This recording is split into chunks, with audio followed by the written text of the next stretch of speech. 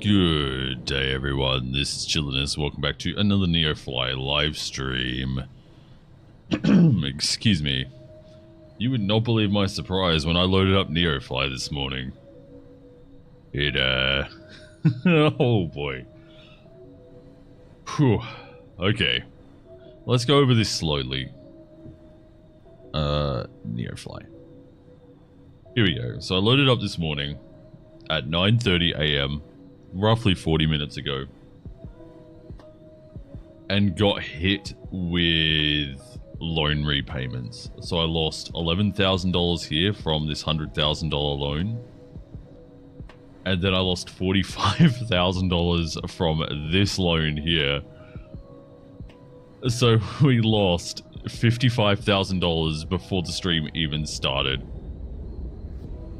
That being said, I can cut the costs if I take this loan, the $50,000 one, and pay this one, the $100,000 one. We can pay the $100,000 one straight up. That's not such a bad idea, actually. But if we need to do cargo missions, I'd much rather have the money there waiting for it.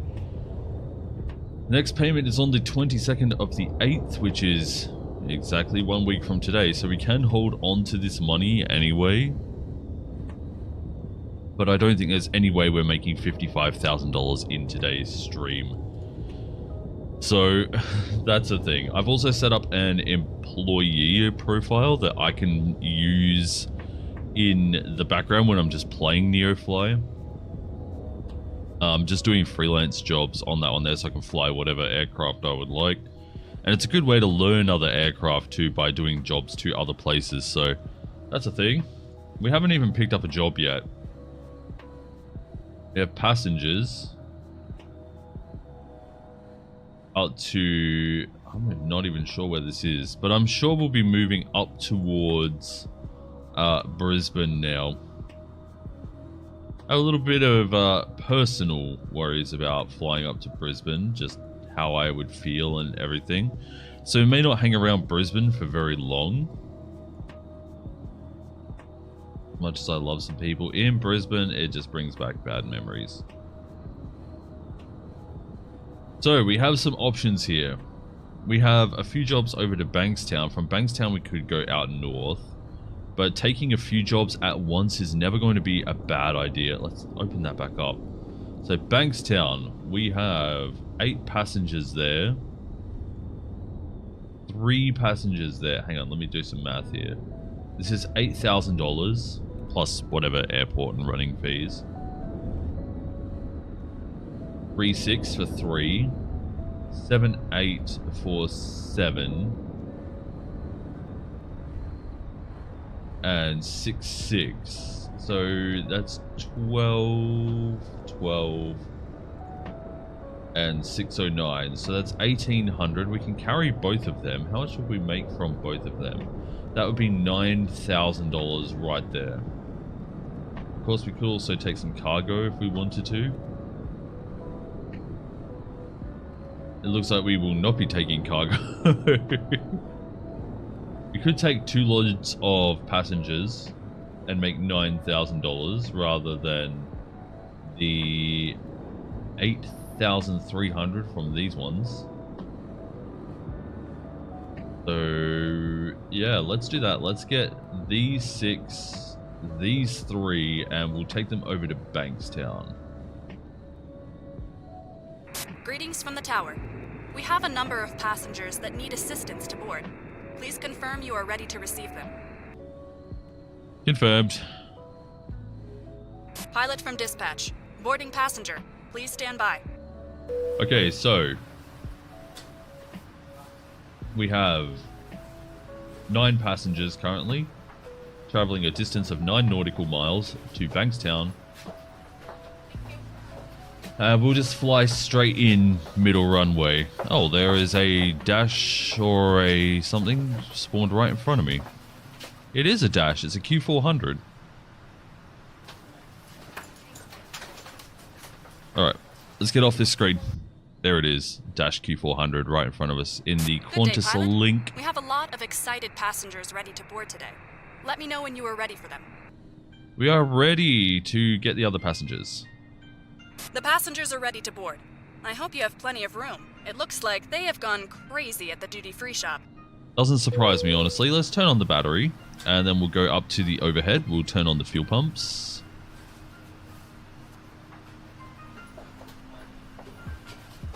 Down here, we will turn the fuel boost onto on. Turn the throttle onto idle. Propeller full. We've already got the low idle here. With all of that, we can turn on the starter. Oh, we also need the ignition on. Hopefully that wasn't too late. We'll turn on avionics 1. We could VFR this flight.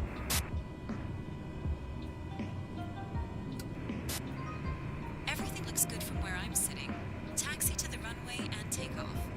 Alright, we will be turning on the beacon. No smoking, of course. I can't... This is obviously a smoking flight.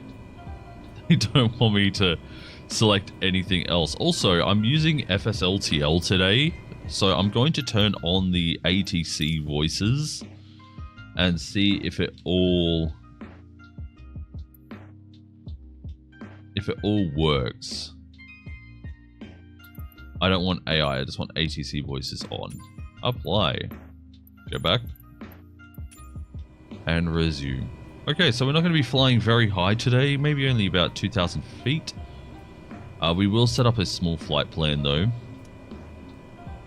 Actually, what I would like is which runway is in use first.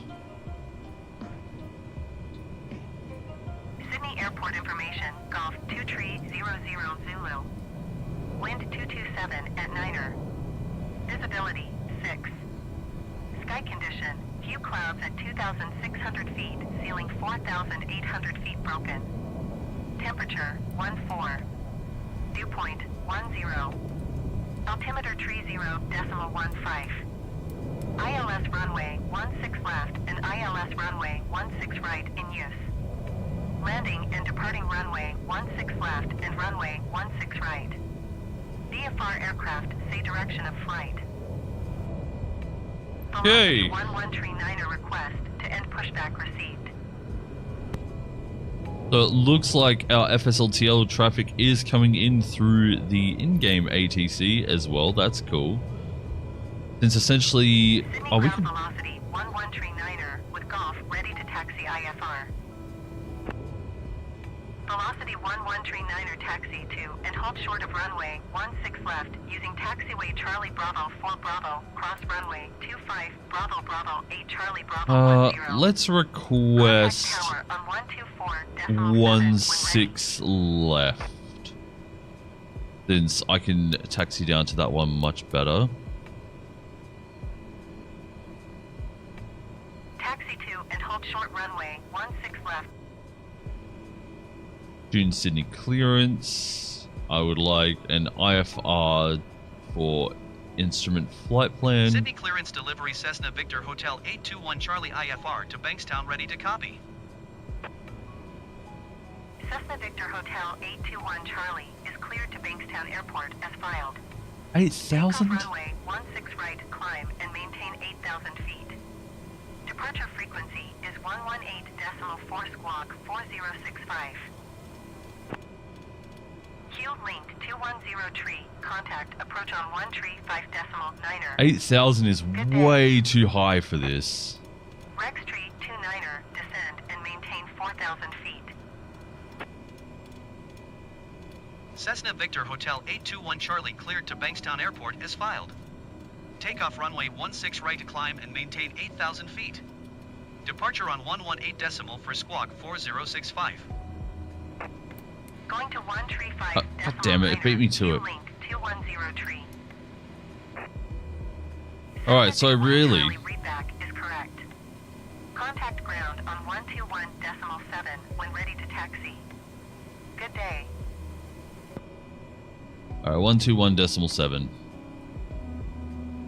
So we're taking off 16 right, so we'll essentially be going down Golf, probably up Bravo, maybe Alpha. Probably Bravo. and then there's it goes in Air New Zealand. No, they're coming in.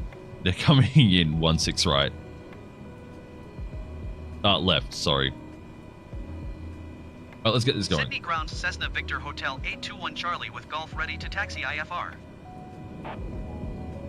Cessna Victor Hotel 821 Charlie taxi to and hold short of runway 16 right using taxiway Golf Bravo 4 Charlie Charlie 2 Bravo 4 Bravo Bravo 1. Contact tower on 120.5 when ready. Alright, Golf, Bravo 4, Charlie, Charlie 2. That's a weird way to taxi. Taxiing hold short runway 16 right using taxiway Golf Bravo 4 Charlie Charlie 2 We're gonna Bravo have for the Bravo taxi Bravo 1 everything Cessna on 21 Charlie. today.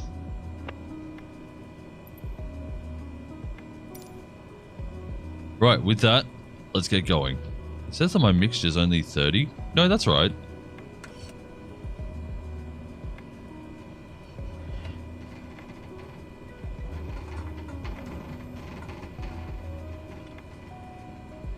And something to do with my Stream Deck monitoring is not working. Request taxi to East Parking. New Zealand 10 Heavy taxi to General Aviation Parking using taxiway Tango Lima cross runway tree 4 left Lima Alpha cross runway 07 Alpha Alpha 1 cross runway tree 4 left Bravo 1. Incorrect. They are in New Zealand. They should be going to international.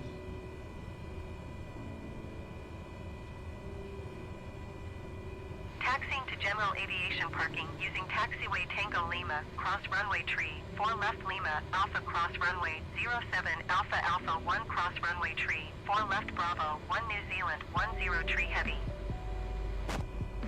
Yeah, sure. Let's just put a jet. One sec. I need to fix my Stream Deck stuff. One moment.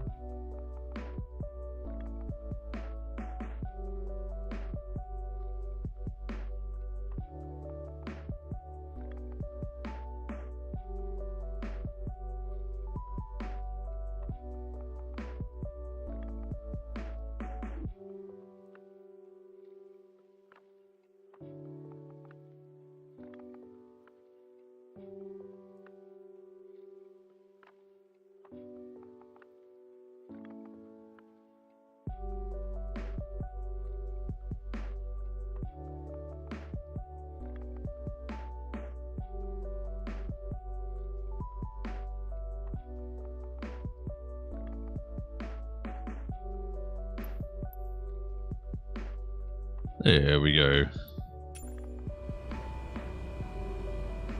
It is now working perfectly fine.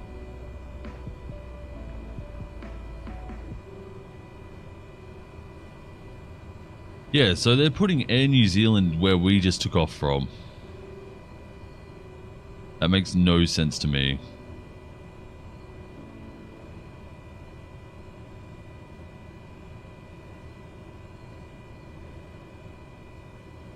Come on, let's get moving.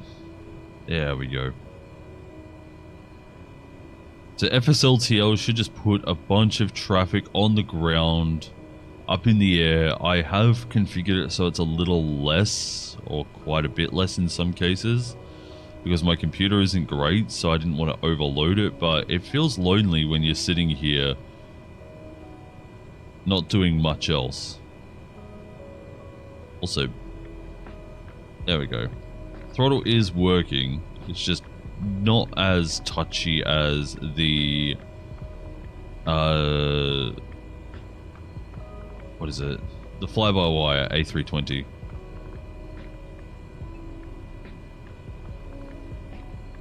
That can be configured. I just haven't done it properly yet.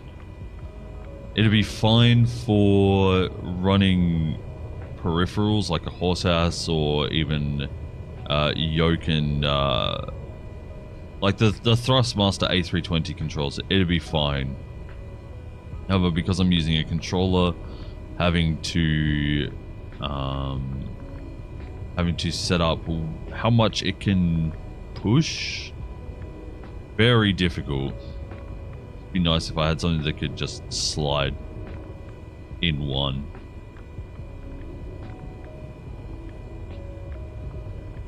Also should have got Sky Dolly up for this.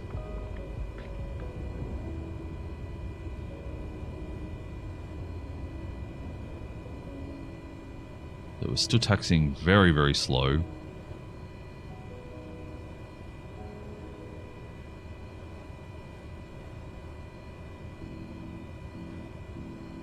Got the throttle pushed to like 30%. We're still only taxiing at 9. Jetstar 508 request taxi to East Parking. Jetstar 508 taxi to General Aviation Parking via taxiway Bravo 9er Kilo Charlie, cross runway 25 Charlie Charlie 2. There they go again. Then you get off to GA parking. Taxiing to General Aviation Parking using taxiway Bravo 9er Kilo Charlie, cross runway 25 Charlie Charlie 2 Jetstar 508.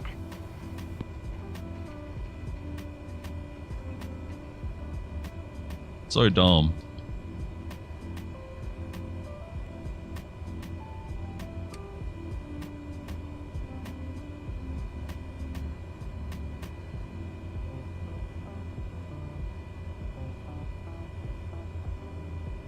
Here we go, from Bravo 4 to Charlie 2.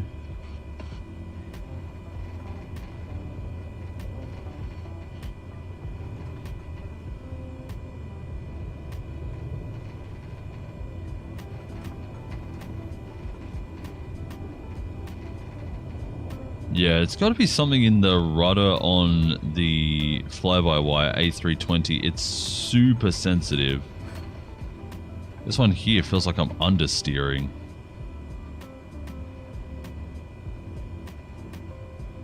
Oh, it was also the same on the Citation CJ4 as well. It was quite... Well, it wasn't great. It like goes to 100 and... So like it goes right up to like 1,000 each side. Oh, sorry, across it all. 500 each side. The first little touch you give the Citation, it goes to 125. So 1/5. Or a little over 1/5 of the amount that it can. And I know that it can go in increments of 10. Which would be much better, honestly. What's up, Frederick? How you doing today?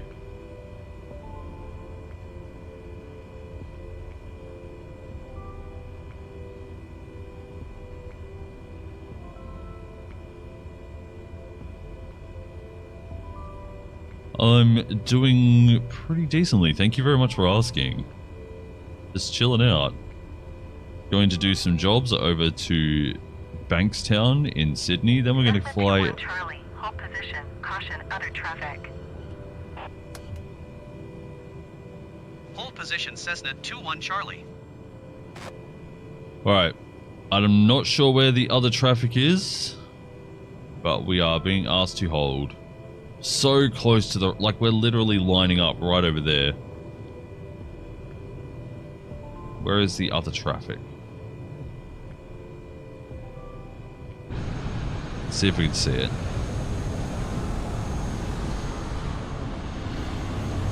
If I hold here for more than a couple of minutes, I'm leaving this spot. I've had it bug out on me a few times where it asks me to hold position and then it will not ask me to move again for 10 minutes or more.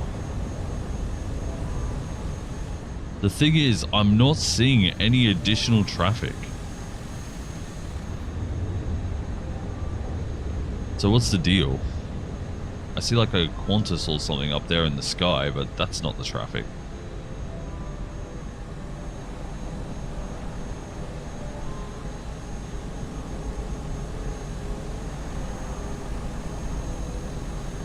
There's nothing here.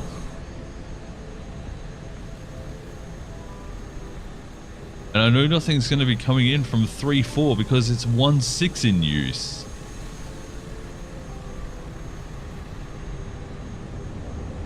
Ah, this is... I'm starting to not feel so good right now.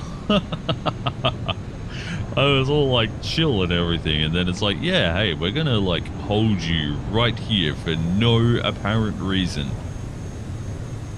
None of the planes are pushing back. None of the ground crew are moving. That Virgin just popped in out of nowhere. And then there's nothing... Beechcraft Victor Hotel, Zulu Romeo Mike, with Golf, ready to taxi IFR. Alright, if this doesn't... Beechcraft Victor Hotel, Zulu Romeo Mike, taxi to and hold short of runway 16 left via taxi. If I don't get a call by 27 minutes, I'm moving. 25 Charlie Bravo 10. Contact tower on 124.7 when ready. Well... Oop. Actually, no, I do want that on. While we're here, we may as well set up our vertical speed. Gives us something to do while we're sitting on the ground for the next minute. Hold short runway 16 left using taxiway Golf Charlie 2 Charlie cross runway 25 Charlie Bravo 10 Beechcraft Zulu Romeo Mike. I want to know where the other traffic is, honestly. This seems like a bug, right? What do you think? Should we just keep moving forward? Only about another 20 seconds until I do anyway. But there's like no reason we should be holding here. There's a plane coming in, 16 right. That's probably the one that we saw up in the sky earlier.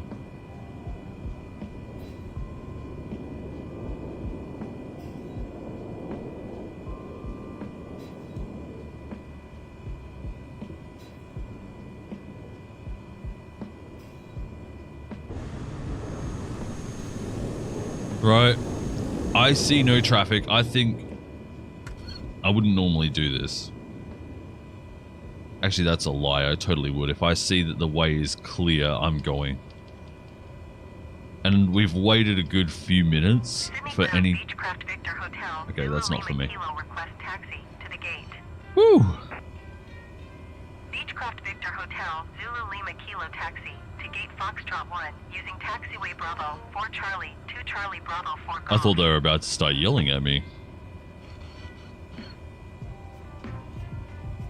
Victor Hotel A21 Charlie. I said I said hold position. Foxtrot 1 via taxiway Bravo 4 Charlie 2 Charlie Bravo 4 Golf Beechcraft Zulu Lima Kilo.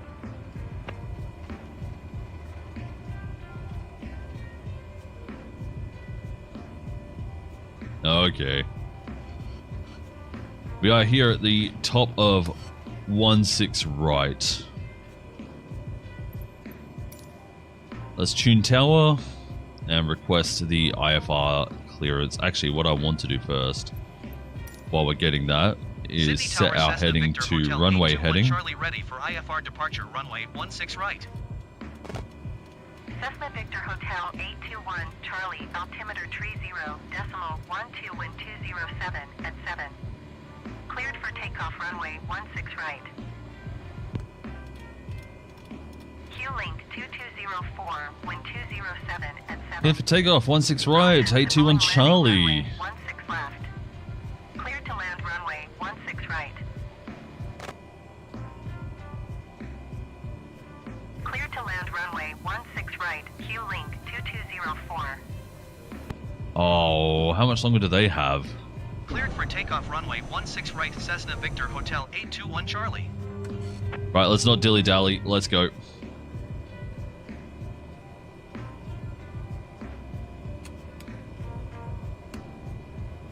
Just turned on all the lights.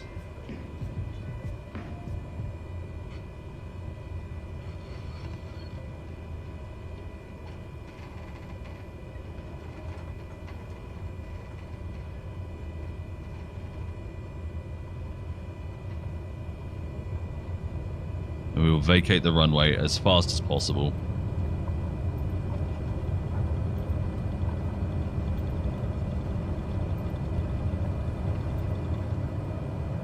Oh, it's doing some weird things with the rudder. Fly safe. There we go.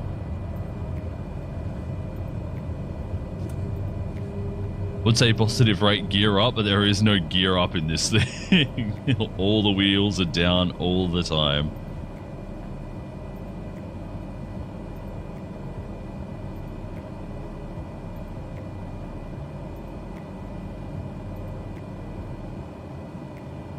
Decent takeoff though.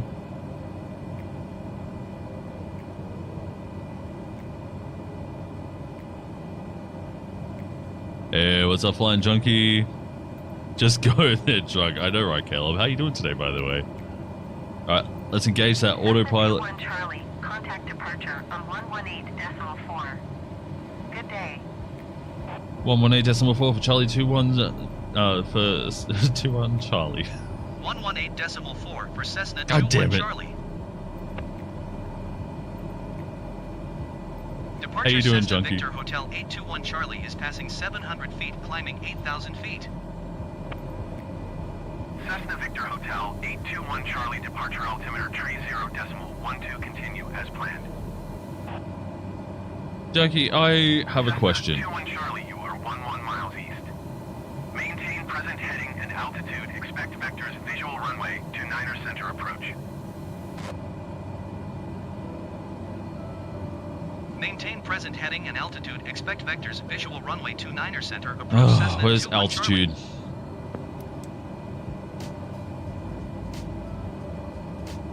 What? Now it's saying request IFR clearance, but we had our IFR clearance. Oh my god, this is so bugged.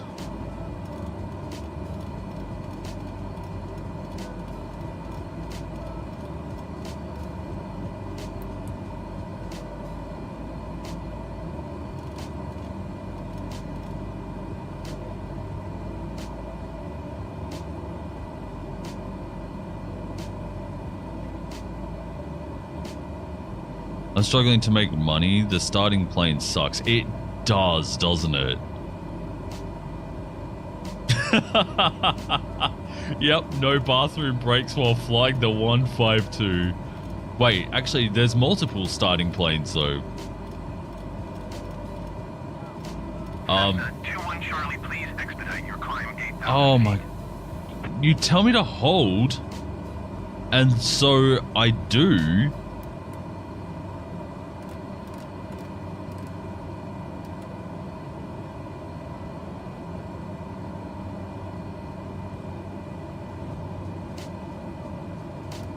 Oh, that's a bit much.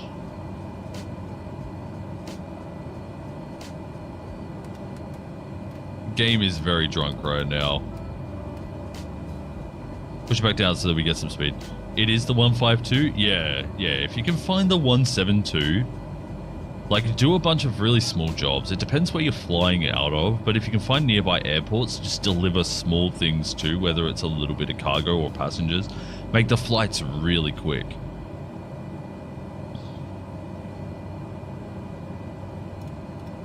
I think it's going to ask us to maintain this heading. So we'll just fly along the... this is so dumb. I should have just done VFR instead of IFR. Departure Cessna Victor Hotel 821 Charlie requesting vector to next waypoint. Cessna 21 Charlie, turn left heading 025. Turn Left heading one... 025 Cessna Jesus 21 Charlie. Christ. I can't get a word in because, like, once I start replying, I start hearing it and feel like I'm talking over myself. Weird.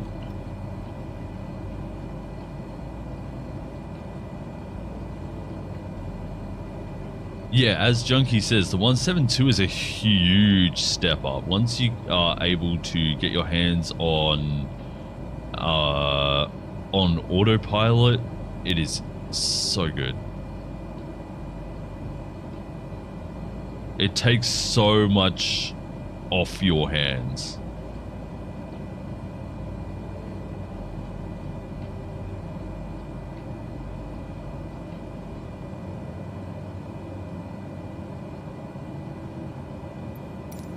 Well, let's see if it Departure says Cessna turn Victor left Hotel 75. 821 Charlie requesting vector to next waypoint. Cessna 21 Charlie, turn right heading 050. Why? Why are you taking me out so far? Oh, why did I even bother with the ATC this time? You have your Class B, but no way to even rent. Yeah. Just broke 100k having my second pilot running a place. Cessna 21 Charlie, acknowledge last transmission. Oh, Jesus Christ. Turn right heading 050 Cessna 21 Charlie. So, let's go over to my NEOFLY while we're here real quick. Oh, and I forgot to load up on the correct weight as well. I could do that mid-flight, and it should count, hopefully. Was it 1991? Departure Rex 6166 is at 800 feet, climbing 14,000 feet. Cessna 21 Charlie descend and maintain 2,000 feet. Oh my god! Rex 6166 departure altimeter 30.12, continue to climb as planned.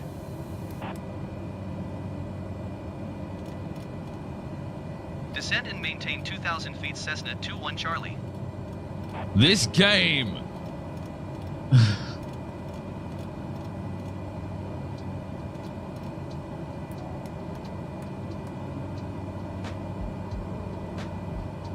Alright, what are we at right now? 31.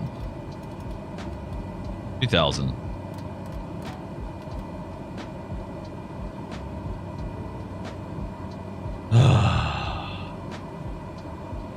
Departure Cessna Victor Hotel 821 Just give me Charlie, 1 requesting second, vector to sorry. next waypoint. I know you can't see. What's up, Clong? Cessna 21 Charlie, turn right heading 195. I'm sorry that you can't see the screen right now. Turn I'm right going heading to 195 explain Cessna something very 21 shortly. Charlie.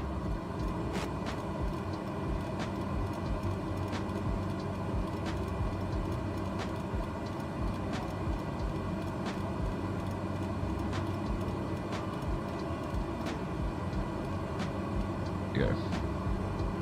I'll let off the throttle a little bit because we're about to overspeed. I'm doing alright, thanks. ATC is pissed at you. What have you done to them? Nothing! I went over to VATSIM for a flight or two. That's... Oh, they're jealous. They're jealous. Okay, so here we go. I'm going to go over my finances here. One, you can see here that I got a bunch of loans taken out this morning. But the way I did it is I used this $50,000. So I flew a little bit. What's better, this or FSE? Oh, FSE, you can fly out of anywhere at any time. That is its allure for me. So like if you wanted to fly in Australia, you can fly in Australia. If you want to take off from Houston, you can take off from Houston. If you want to take off from Gatwick, you can take off from Gatwick. This one here, you move from point to point. And it holds on to that information. Right, so what I would suggest, find a cheap 172, Caleb. Find a cheap 172 somewhere nearby you. You can do that using this plane, this button here, the aircraft marker, and just type in 172. And find one that's for rent. Sort it by distance. Departure Qantas 516 is passing 700 feet, climbing 13,000 feet. Qantas 516 departure altimeter 30.12, continue to You know climb what? as I'm going to enable the nav. Where is the nav? Nav. Let's turn it on. So find one that's for rent. Obviously, the amount you pay is based on the quality of the airframe and the engine. You can fix these up yourselves, but you can see here the deposit's only $35,000. Very cheap. Rex 6166 contact So, Melbourne Center on 129er. with all of that, you can get a 172 for $35,000. You will have to pay per flight hour. So every hour you're up in the air, you'll have to pay $260, for example, in this one here. $260 129er.8 Rex per flight hour. So if you do 2 hours, that's going to be $520. And the price per owning day exclusive is $175. This comes out daily. This one here comes out when you're on the ground. But you only pay $35,000. And then you end up making a bit more money because the amount that you're spending on the rental means that you can carry more passengers, more cargo. Cessna 21 Charlie traffic is 12 o'clock, 4 miles at 3,700 feet Boeing. Report them in sight. Oh yeah, I see them. Departure Oh. Cessna Victor Hotel 821 Charlie Wrong button. requesting vector to next waypoint. Cessna 21 Charlie, turn left. Make sure you get one not on... Well, floats and skis you can totally do. Qantas 516 traffic is 4 o'clock, 4 miles at 1,900 feet, Cessna Caravan. Report them in sight. You know what? I'm turning off the ATC. We're doing it. We're turning it off. And we'll just fly our own IFRs.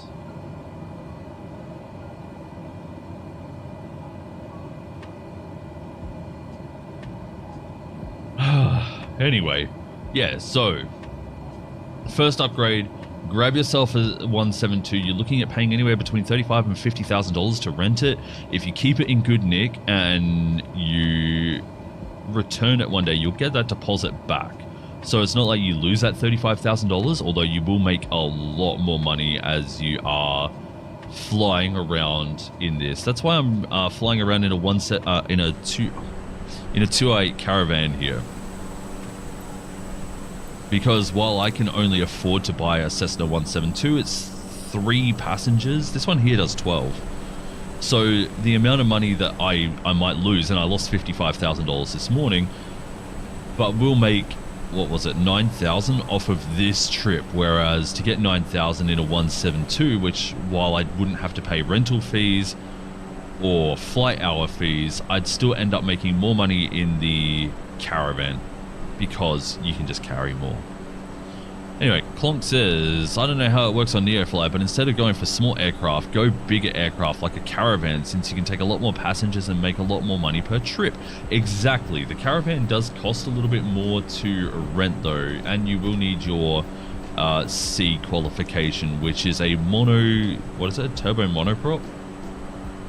Bringing up NEOFLY here again, you can rent a Cessna Caravan for $267,000. It's 10% of this. So if you see 2.67 million, you just take those first few numbers there, and it's $267,832. And honestly, can recommend the 208 Caravan. It's a very easy plane to start up once you understand what you're doing, which reminds me, I never turned off the fuel boost.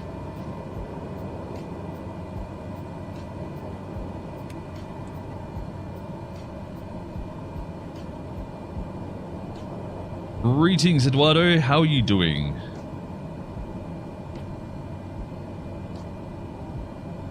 Can you fly passenger jets like the A320? Yes, indeed you can.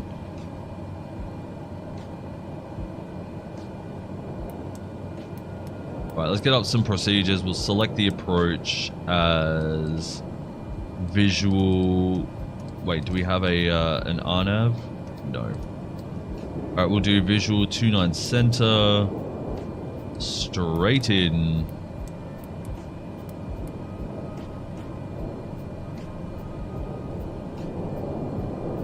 And we will go direct to final.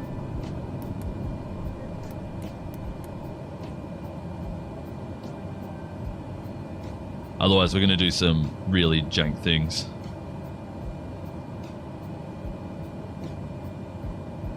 Oh, sorry. Thank you for reminding me. You can do freelance missions in NEOFLY as well. So you aren't stuck to just the career mode where you have to slowly work up. I flew an A320 the other day. And I was flying the Citation CJ4 last night. The thing is, it doesn't always put the A320 to other major airfields. That's a problem with it.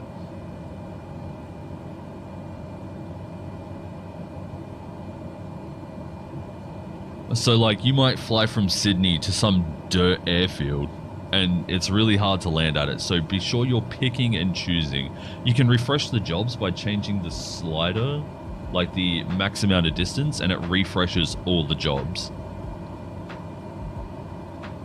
A320 grass landing, I mean, wouldn't be a first, would it? I mean, it might be a first for some, but I still need more practice setting up the autopilot and using the G1000. Yo, actually, I helped Flying Junkie with this the other day. We did a joint cockpit flight, and I was going over with him how to use the G1000 in my old hometown airport. Because it's pretty easy to, like, fly around that one, so...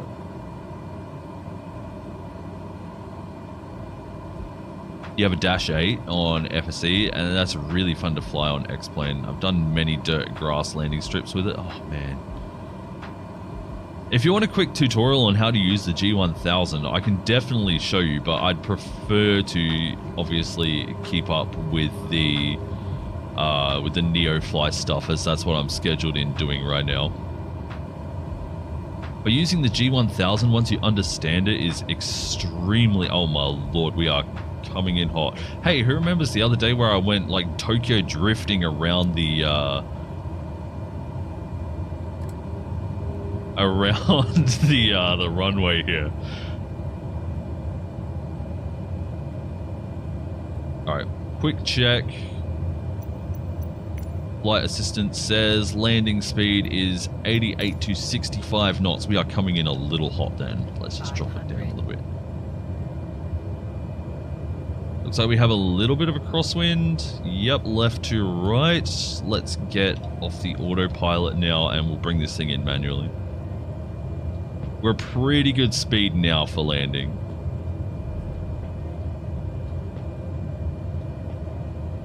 Although my pitch trim is telling me that it is pushing me downwards.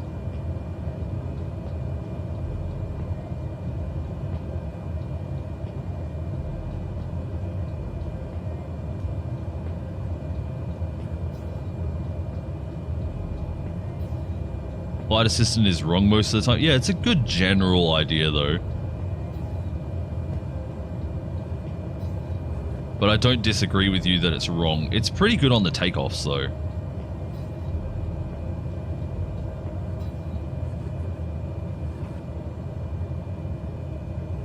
Alright.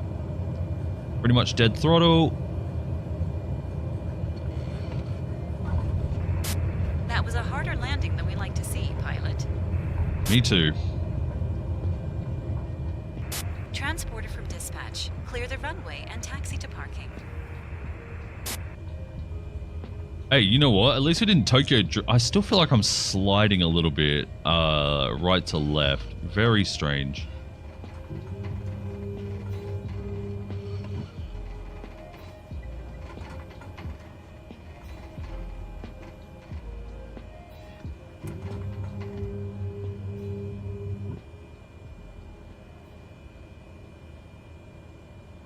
All right. Post-flight checks.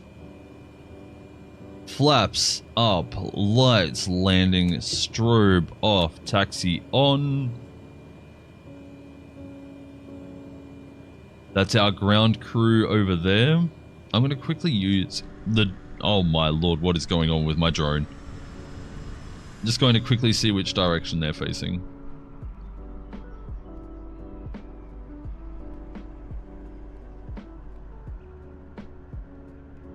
This way. Okay, so we will taxi down.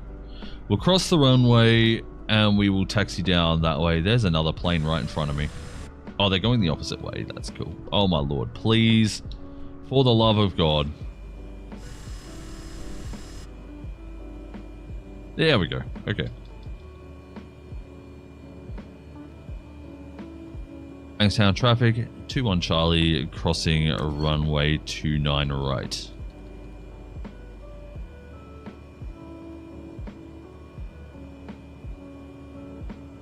Is it the landing speed for the 7... Oh, wait, what is my parking brake doing? It is released. Can we please go? Thank you. 67 knots in a 737? No, 137 maybe.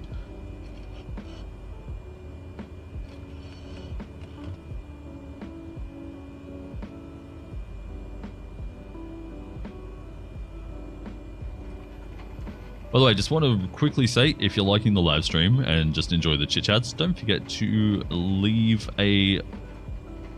You are not. It's a truck. Okay, I thought it was a plane at first. If you're enjoying this live stream, don't forget to leave a like on it. It does help a lot. And if you're new here, don't forget to hit the subscribe button. Thank you. You have your second pilot flying the Blackbird DHC-2. Since I don't physically own the plane in Microsoft Flight Sim. That's smart. That's a good idea.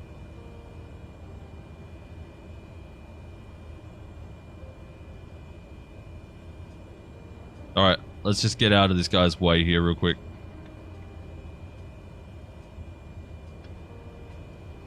It's a fuel truck. Don't want to blow it over. And let's turn around.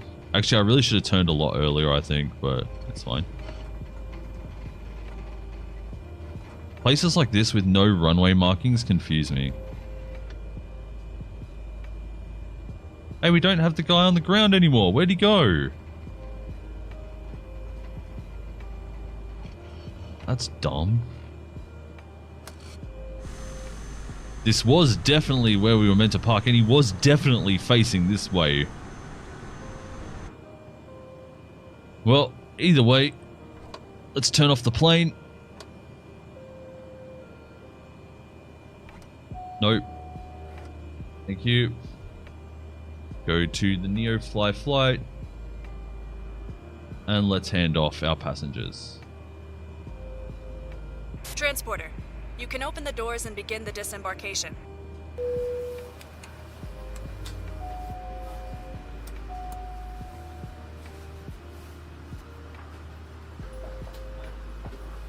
Sorry, that lag spike there is as all the windows are closing and reopening. Yeah, see, I don't have any additional pilots on my profile unless you're flying NEOFLY 3.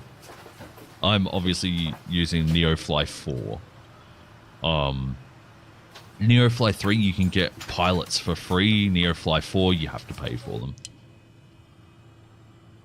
Not that that's a bad thing. They do a lot for your profile. You can start your engine now. So the G1000 isn't actually too dissimilar from these displays here. Not actually sure what these ones here are. It's just that some of the buttons are moved from the left side here to over here. At the, is it the FMC? You have 4 and you bought them. Yeah. That's cool. Oh yeah, I was meant to turn up my music because it seemed quiet last time I was streaming.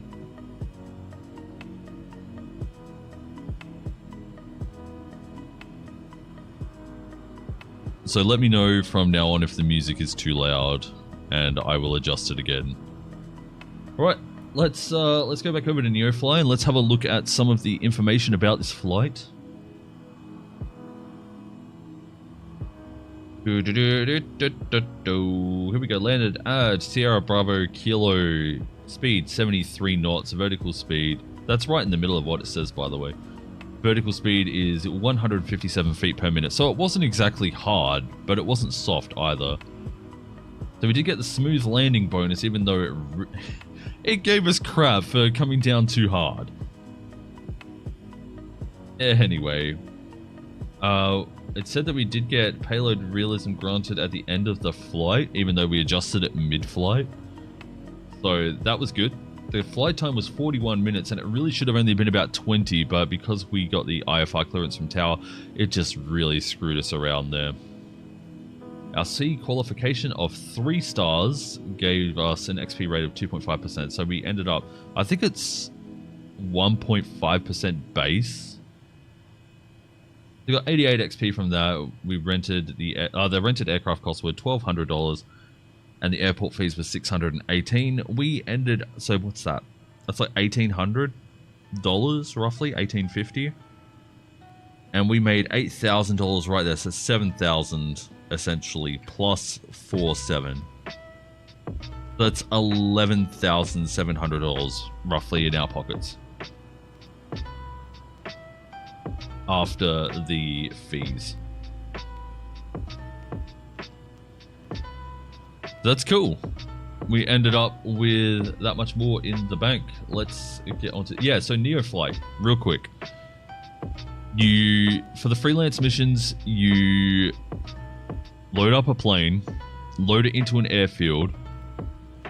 From that airfield, you get all these options here. This is what the freelance menu looks like.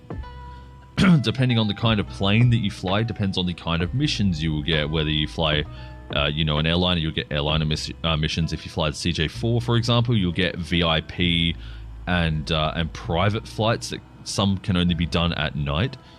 Is there a 172 at the airport I'm at? I'm unsure. You'll have to check yourself, because I believe it is client side, not as a group collective.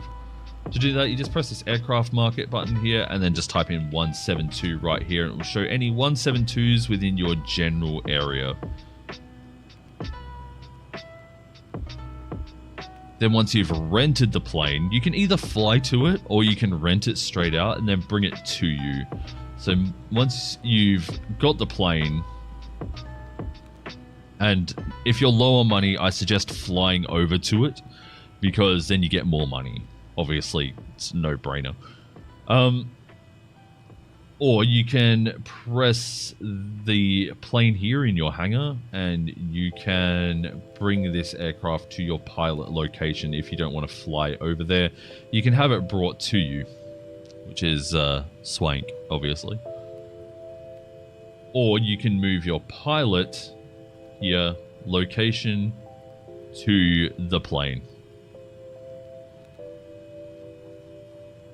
I'm unsure which one costs more or less or whatever.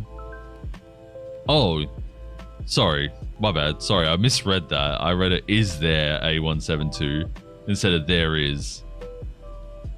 And then if you want some money to buy cargo or whatever, sell the 152.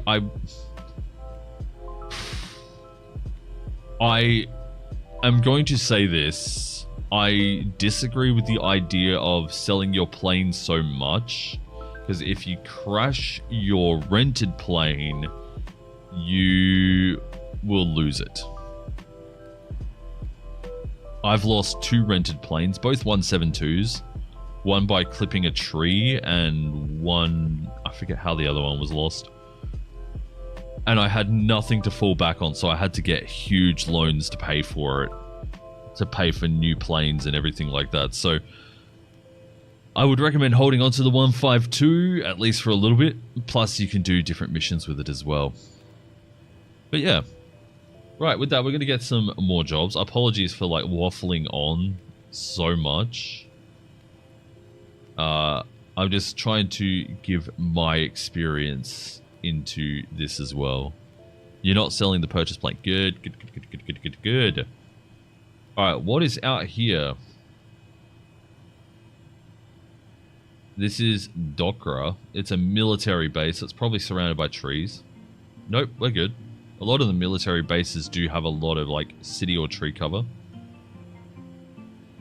This flight time must not exceed 47 minutes. So roughly how long we were up in the air for this time. So we'd want to set up our plane and everything first before picking that one up. So the fuel tanks are on. Let's have a look at our fuel. We are just under a half a tank. That should be fine.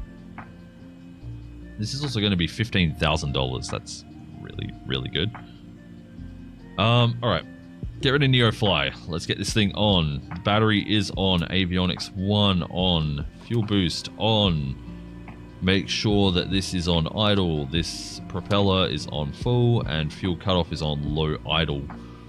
We'll then set flaps 1 and get the starter going. From there, we'll get the flight plan destroyed. So the origin. You're good to go. Contact the tower for clearance. Click this little white button here if you want to input with keyboard. So we're taking off from Bankstown. We'll take off 11 left since it's kind of behind us.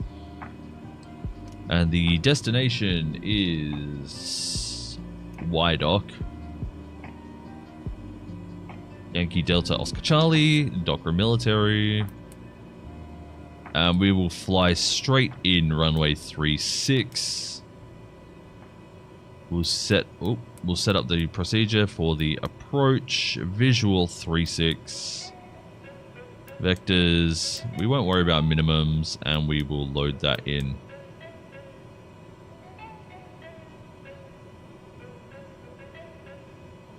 For some reason, we're not seeing our flight plan. Oh, it's probably because Avionics 2 isn't on. Alright, we can turn off the fuel boost and everything. We can now load up the mission. We're flying flowers over to Dokra. What flight controller do I use? I get a lot of crap for this, or I've gotten a little bit of crap for it. I have the... I have a PDP Xbox controller. Hello? Where did my mission go?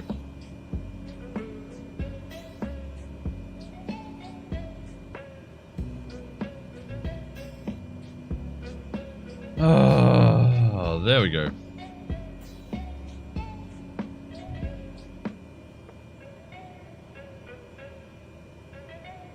Oh, you can't take a new job with the engine running. Okay. Alright. Fine.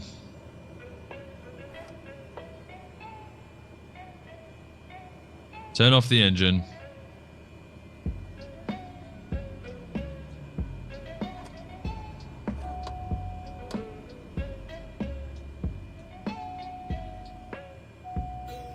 I mean, it makes sense, but...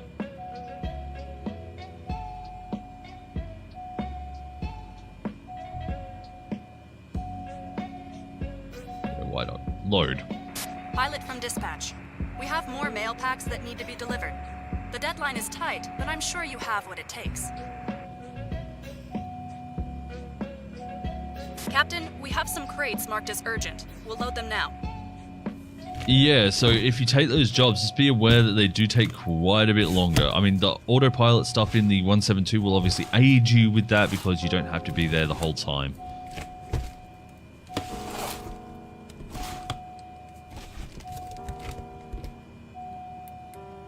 Why is my flight plan not showing up here? Transporter from dispatch. The cargo is on board.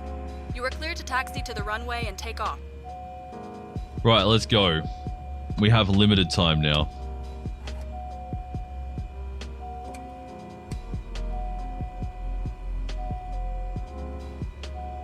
How do you connect your controllers on Microsoft Flight Sim? I just plug mine in and it works no problem. Everything looks good from where I'm sitting. Taxi to the runway and take off. I'm using a combination of my keyboard as well and a little bit of information on my Stream Deck.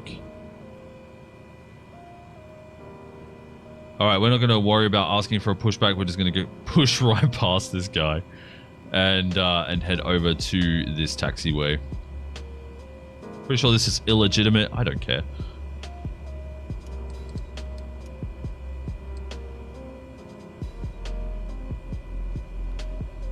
But for some reason, we're not seeing it up here on the nav map, so that to normal. Set the started off. And let's go.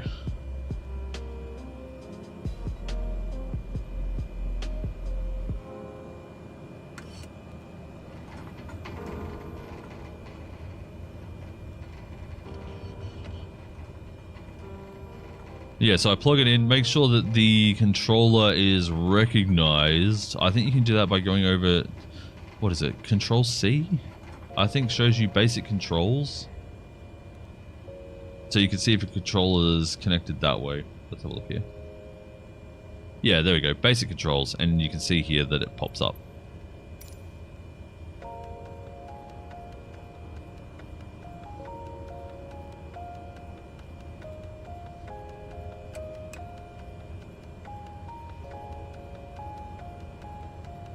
But if you're having issues with it, I don't have any solutions, unfortunately. My controls just always worked. Bankstown traffic, Cessna 21 Charlie, taking off runway 11 left.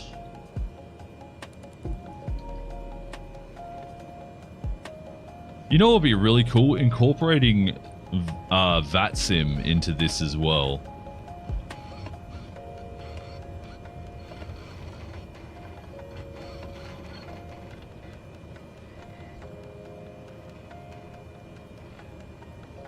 I'm not sure exactly how you do it, but if you could.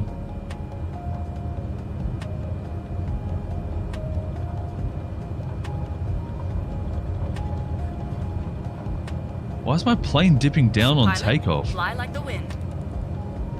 Oh my god, we have a very strong crosswind pushing us here.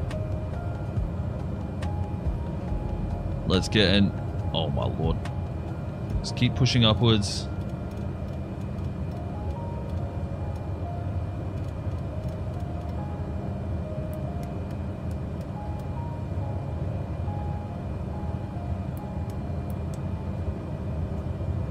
Get the autopilot on. Look at this view right out the window. I'm pissing off so many people that live here. Just by flying right over their house.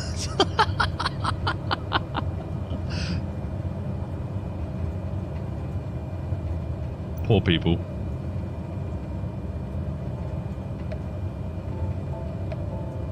What I want to know is, why are we not getting any GPS here?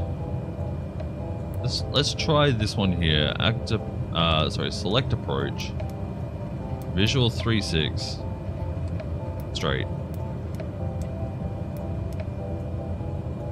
Hey, there we go.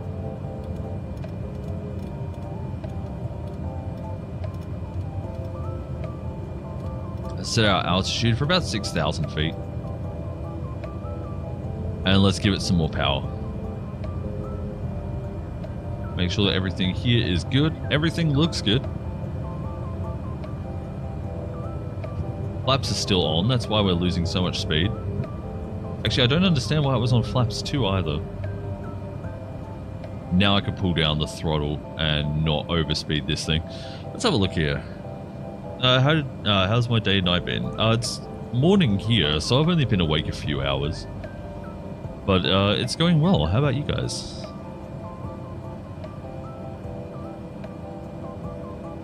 I hope everyone is having a fantastic day night.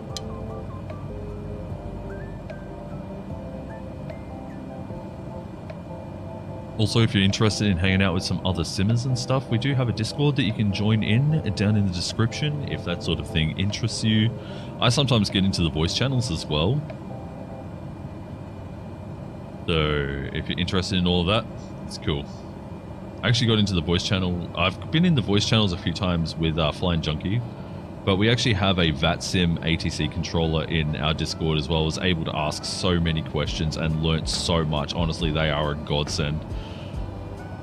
Especially since I haven't been flying on VATSIM for very long, being able to ask so many questions in such a short space of time is a great learning tool.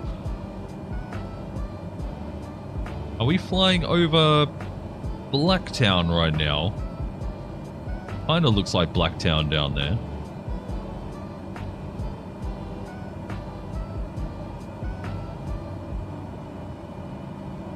Maybe not.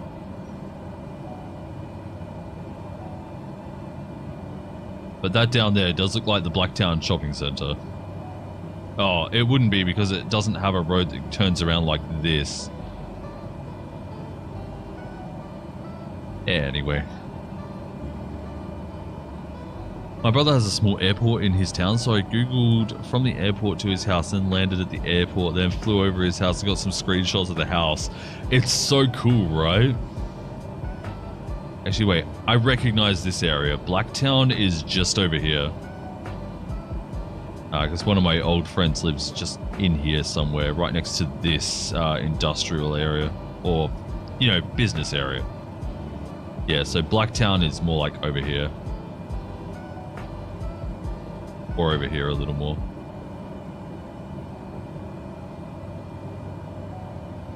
Or is it that one over there? Jesus Christ, I'm so confused. Anyway. Yeah, I've flown over my real life houses. I even took Flying Junkie to my old hometown airport the other day. It was fun.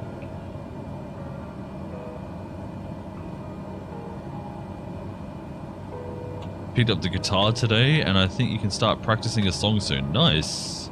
Honestly, the first little bit that you need to do is just work on your finger strength. Other than that, it's just all about learning the chords from there.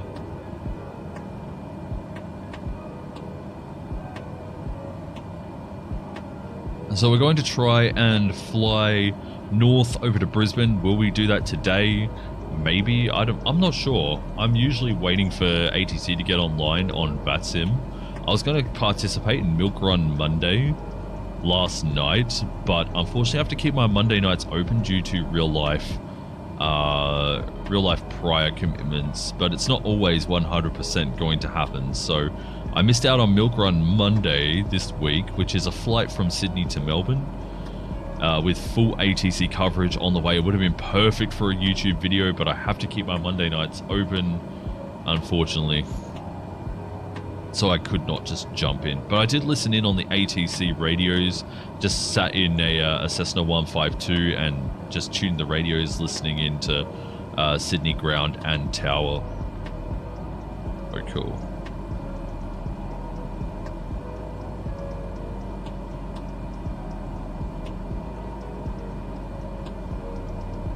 I was going to participate, like, eventually. Like, the ATC was on for a few hours, but I was not feeling super great, so I couldn't step away from the keyboard. I should have actually just asked,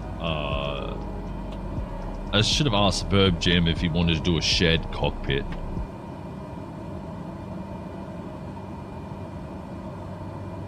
And then, if I needed to disappear, he could have taken over.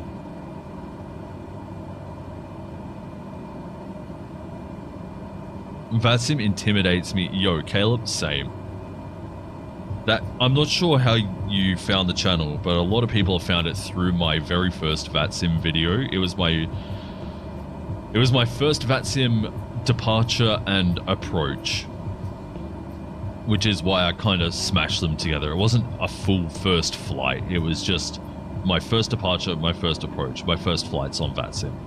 And my heart was beating out of my chest. Almost literally. So yeah, there is a lot to learn, but if you're not afraid to take in the advice of other people and everything like that, it can be an enjoyable experience.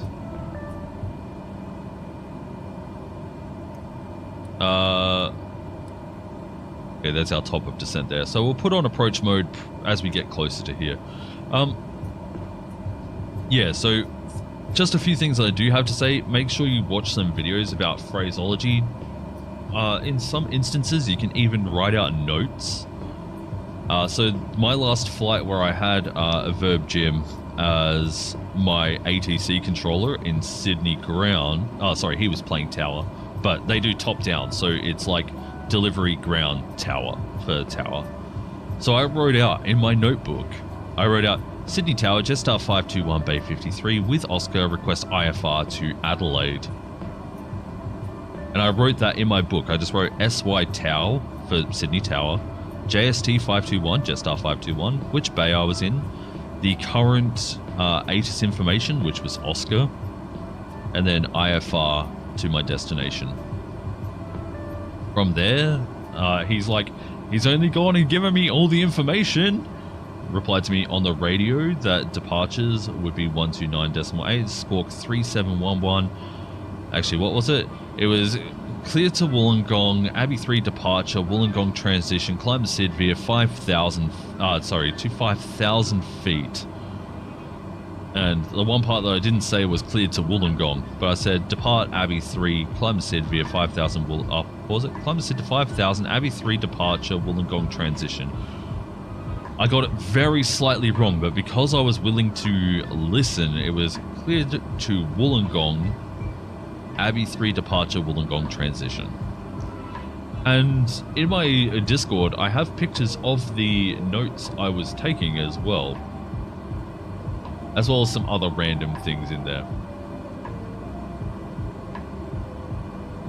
But honestly, getting a notepad, listening in on the network is a great idea if you sign up for it. It doesn't take very long to sign up. I think you need to be 13 years or older though. But yeah, it doesn't take very long to sign up. It takes maybe 15 minutes of reading to make sure you understand everything. There's like a small 4-page thing that you read, and then you take I think a 15 10 to 15 question test. And if you get, I think, over 80%, you pass. I got 100% and did it in 2.5 minutes, roughly.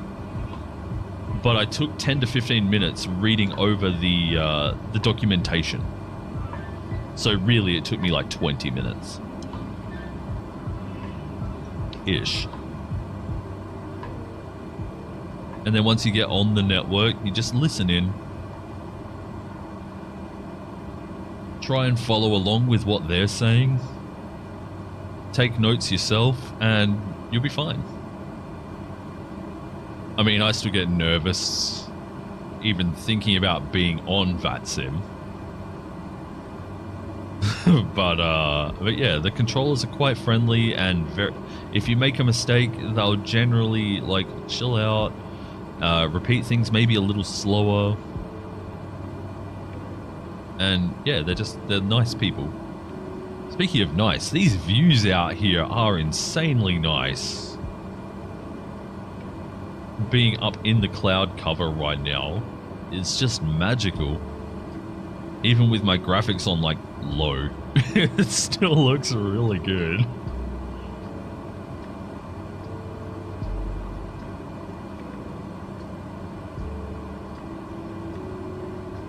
Prop RPM is slightly struggling, so I'm just going to pull that backwards just a little bit. Yeah, much better. I don't want it going over the 1900, but we are at 1897 now. That's cool. Probably going to be burning a lot of fuel. That reminds me, I didn't check NEOFLY to see if this place has fuel. My flight. This place does not have fuel, so we'll probably have to fly maybe east. Why does it not have fuel? It's a military base. Why would a military base not have fuel?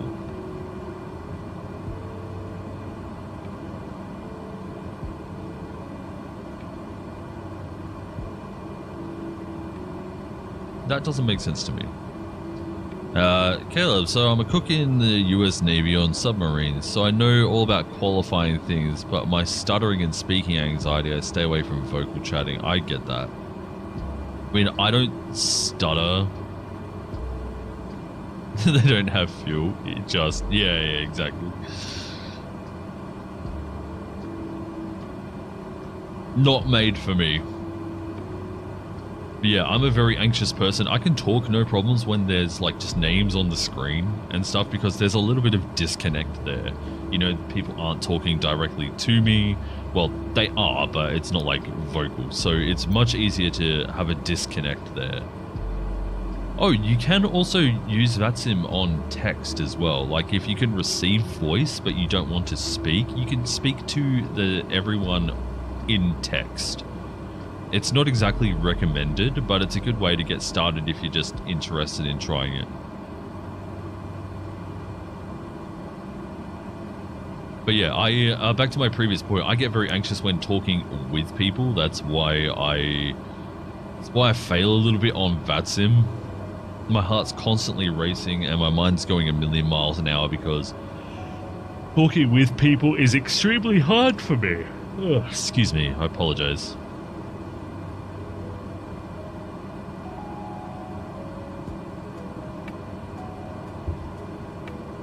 And especially random strangers. Once I start getting to talk with people, like it's just getting over that first jump with me.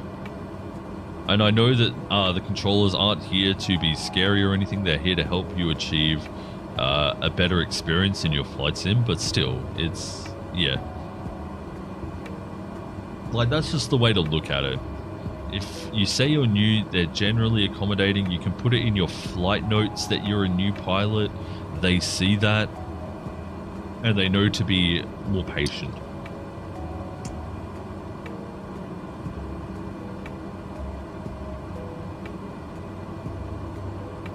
What's up, Nathan? How you doing?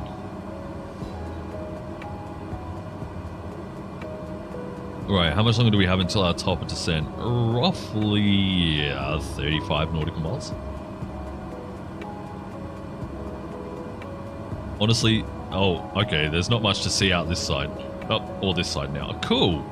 Literally skating across the clouds right now. You're doing great? Hell yeah. How about me? I'm doing alright. Still healing from... Oh wow, we're at 25 nauticals already. From top of descent. Still recovering from falling down the stairs the other day. I'm quite bruised on my back now, but other than that I can start walking around a little more normally.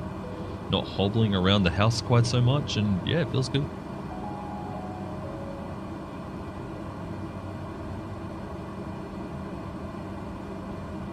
That fall still got you down a little bit. It's nowhere near as bad. Just when I first sit down in my chair or lay in bed or whatever, it hurts. But once I'm staying still, I don't really notice it. It's just very bruised. It's like very yellow around the outside now and like a pretty dark blue through the middle.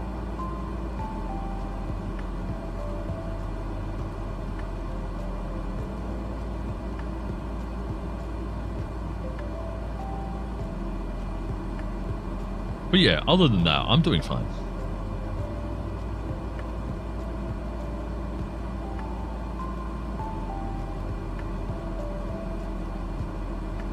Alright, so top of descent, roughly 20 nautical miles away. We are landing into, what is it? Dokra. We're landing into Dokra military base. From here, they don't have fuel, so we'll probably want to fly out here to Maitland, Nelson Bay sort of area. And see if they have fuel. Because if they have fuel, that means that we don't have to pay 3 times the amount. Oh wait, this is Maitland here, pretty much right next to Dokra. So what's this one? Is this Nelson Bay airfield? Possibly. Have you been to the doctor? Nah. Nah, they have more important things to worry about than me being a little bruised.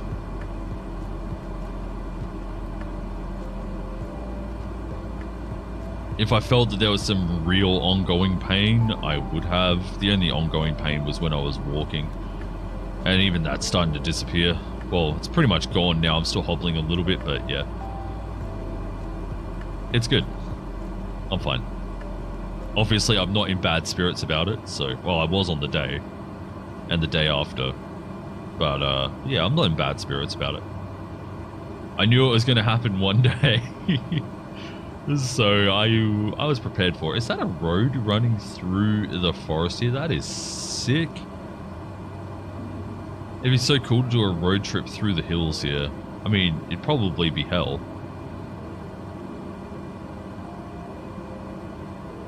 But it would be an experience. Morning, Derv. How you doing today, man?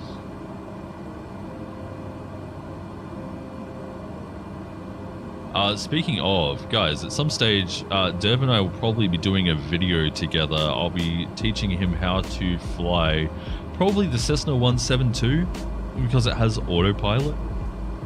I don't want him to fly full manual, as it might just put him off very, very slightly. But yeah, I'll get him over here and we'll do a video together. Imagine a puncture on those roads. Oh god, no thanks. Like, just even thinking about it's giving me like Wolf Creek vibes. Man, that's a movie I haven't seen in forever, Wolf Creek, and I never watched Wolf Creek 2. Alright, 10 nauticals from our top of descent. We will... I'm not sure exactly how far we'll drop. It looks like the VNAV is kicking in though. Do we have VNAV? VNAV.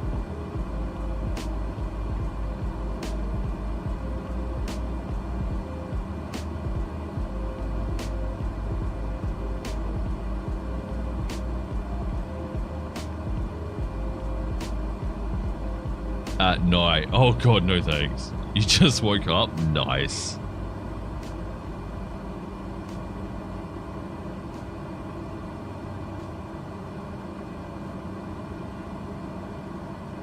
Alright, so when we hit our top of descent, we will follow the VNAV down here.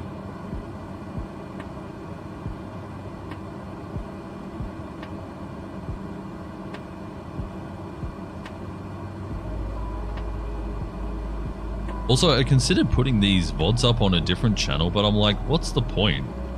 you know, you guys are watching them live here. It helps towards my watch time and everything like that. Why move them to another channel? Unless I did a dedicated channel for live streams. And I think that's just, I don't know, kind of dumb.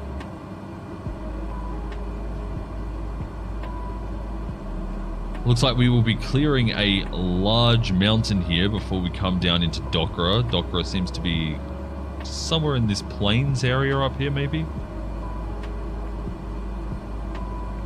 Yeah, you can see here, you have all the mountains that we'll be crossing over, and then there's like a flat area.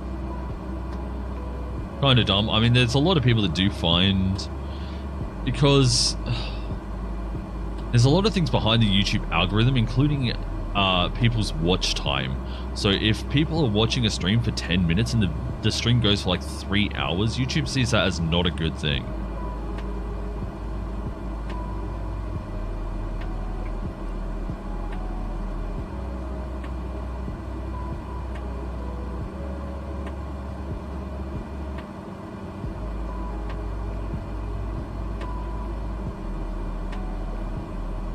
Yeah, unless you're getting like major bags. Yeah, if I was like getting major on the main channel here and then had a VOD channel where I got, you know, where it benefited me to have a second channel, then yeah. You're right. For now, this is fine.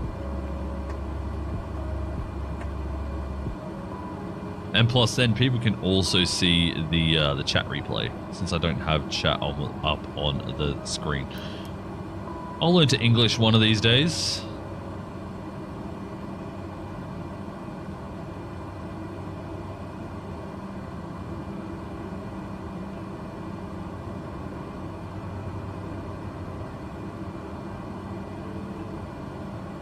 Alright, let's let off the throttle a little bit. Ooh, seem to be almost a perfect amount as we just kind of stop dead in our tracks speed-wise. Alright, let's have a look here. So the flight time must not exceed 41 minutes. We took off at 10 past. So we have just crossed 20 minutes.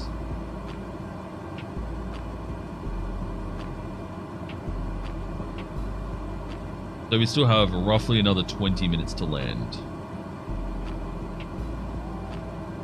Oh yeah, it says Bankstown to Dokra, you have to land before the 15th of the 8th, 2023 at 11:48:28.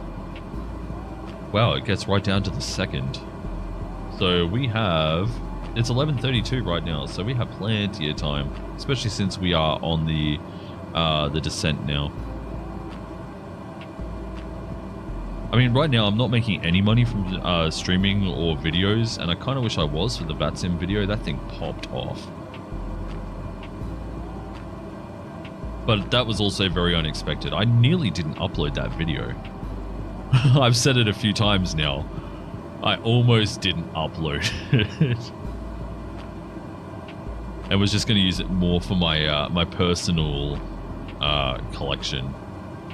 But in the end, I'm glad I did. Because it's also a learning experience for a lot of other people. Really cool.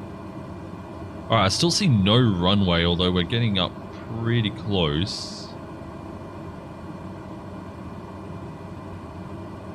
Maybe there?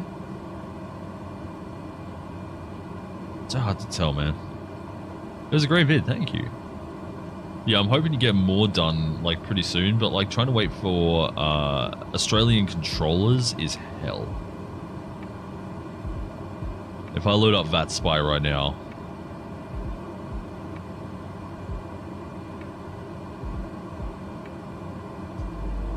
Oh, Melbourne actually has Tower online right now.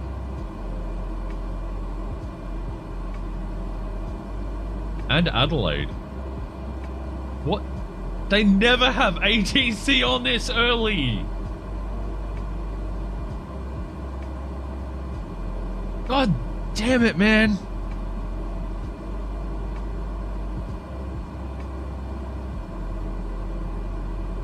As you can see here,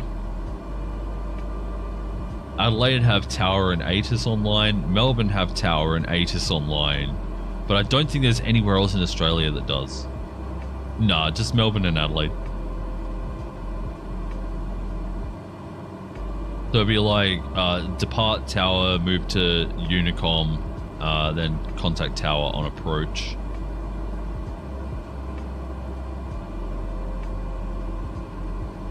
God damn it. I've been waiting.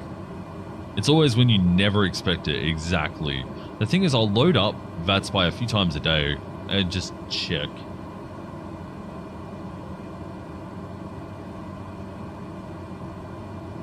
That appears to be the airfield right in front of us. Right here. Well, that kind of sucks, especially since I booked in NEOFLY. How long have they been online? Let's have a look here. Tower has not been online very long at all. Literally a minute. And Melbourne's only been on for 15.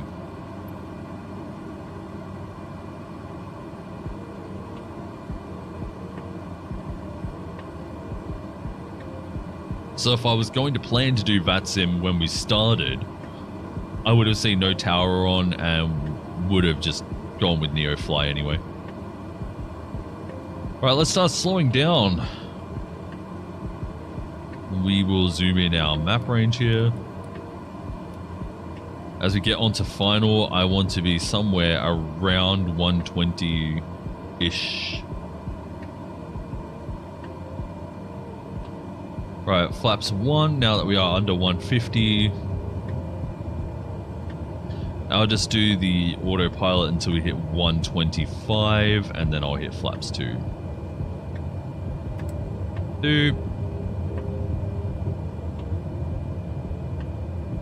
Adjust the speed.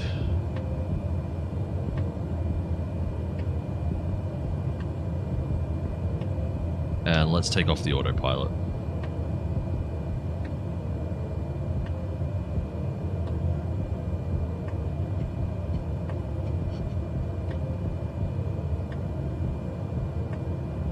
We've got a tailwind right now, so I have to keep that in mind as we're coming into land.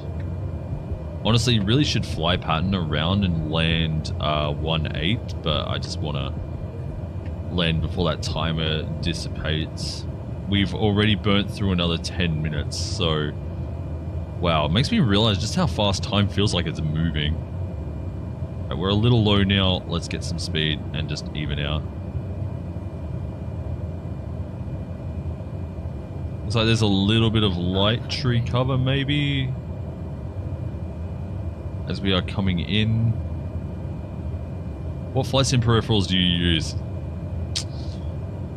None. I have an Xbox controller and a Stream Deck. And that is how I fly.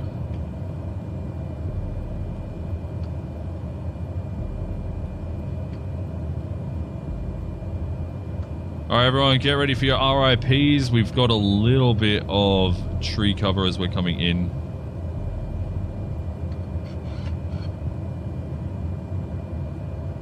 Drop out some of the throttle as we start to descend a little more. Wow, it showed on the map that there was not much tree cover, but the AI here has said, yep, there is a ton of tree cover. I guess they just don't want it be made easy landing at military airfields. Jesus Christ, I thought that I had just hit a tree coming in there.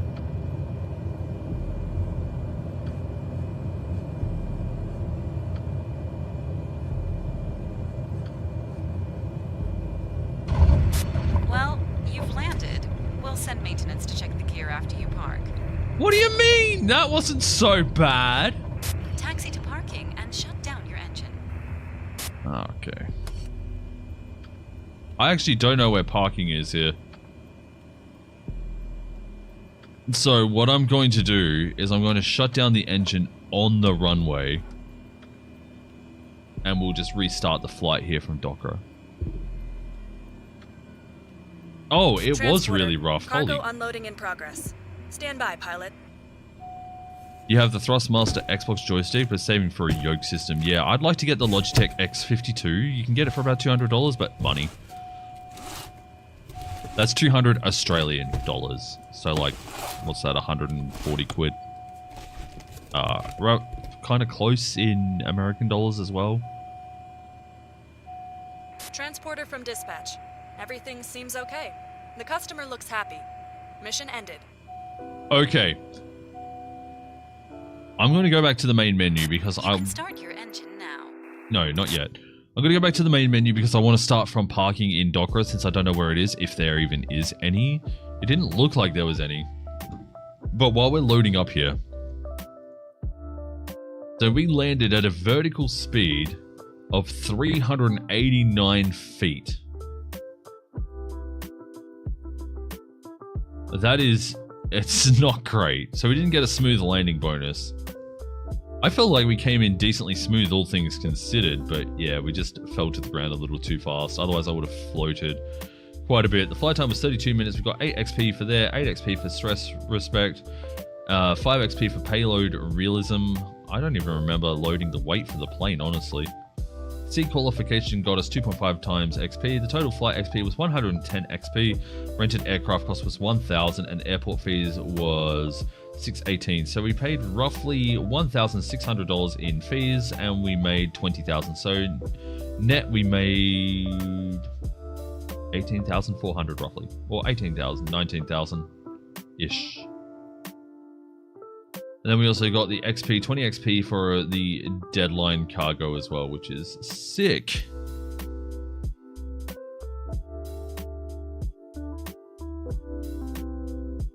But yeah, right now I'm just using an Xbox controller and my Stream Deck. My Stream Deck has a little bit of information on it, plus switching scenes and saving any replays that are needed. Well, let's head out to Docra up here somewhere. Where is it? Somewhere out here. But we did fly quite a way. I think we flew over... There it is, Docra. This has got to be Docra, right? Nope. Was I on YMV... Blah, blah, blah, blah, blah, blah. There's Nelson Bay. So Docra is somewhere around here. There it is, Docra.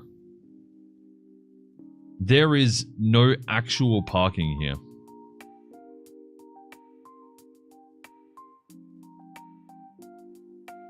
So it's a good thing I didn't... This is probably the parking here, actually. It's a good thing that I didn't actually go trying to find parking. But we will have to... I'm going to start up on the runway. I just realized you can't see that. My bad. Going to have to do a very, very short flight. Well, I'm just saying... Hang on. There we go. Here, you can see this is probably the parking up here. Sorry, you'd think that since I've been doing NEOFLY so much, like for the last month or so, that I would get this right. Nope, can't get this right. But it looks like parking could be up here, but it doesn't show parking here. So we'll just take off on the well, we'll spawn on the runway, but I'll have to shut down the plane. We could also just do a free flight to somewhere that does have fuel, like Maitland. Maitland is not very far away and probably has fuel. I'm gonna go back over to NEOFLY here and have a look at Maitland.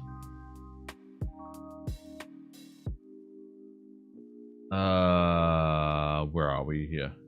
Maitland. So there are actually jobs here. And Maitland has fuel. Cool. So if we land in 2-3 or whatever this is here, 2-2, 2-3, we can certainly pick up some fuel once we're here and continue our way up north. Obviously, ideally, I'd want to keep moving north, but like moving slightly across to get some fuel to be able to move north some more towards Brisbane is a bit more ideal. Yeah, so if we fly over to Maitland, we'll come in and around to, what's this, 2-3? Hey, I was right, it's 2-3. I just realized you can't see again. God damn it, let me just pick up this job. So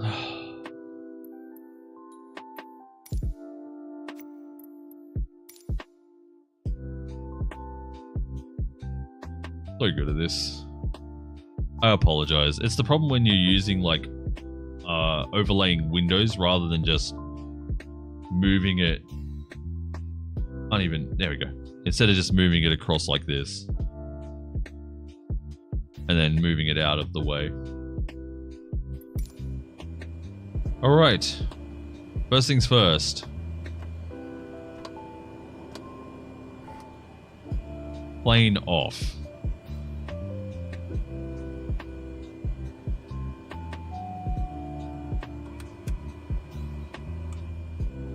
So that we can load up.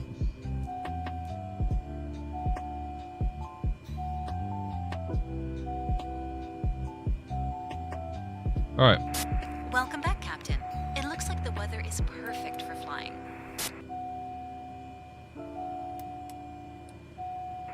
Hey, pilot. The cargo is ready and waiting. You know what to do. Have a safe flight.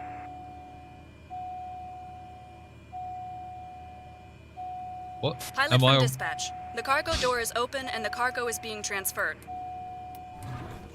I thought it was gonna be like, hey, yeah, you're still loading up. Alright, Maitland. And we will want to come in on 2-3. I mean, we probably could come in on something else as well. The procedures, we'll select the approach. Visual 2-3. Straight in. And activate it. Transporter, loading is complete. Let's go. Right, now let's start up the plane.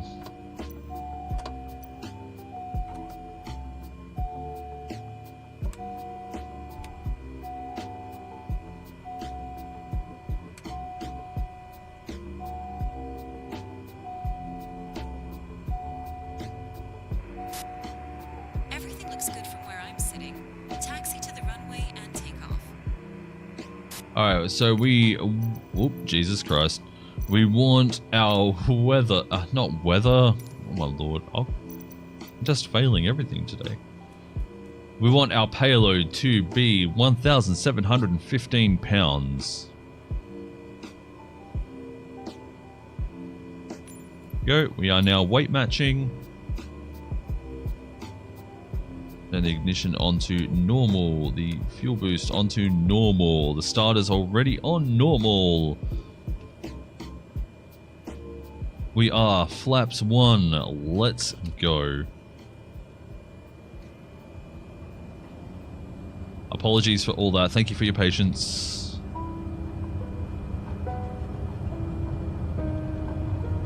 And I didn't set up an altitude or anything, so... Okay, pilot, steady away. See you again soon. Bye. Flaps down. Let's get the altitude here sorted. We don't want to fly too high.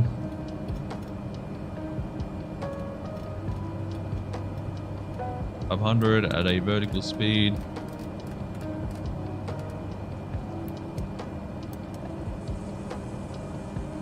Turn on the nav. Looks like it isn't wanting to intercept that, so we'll go heading and we'll wait for that to intercept our nav course.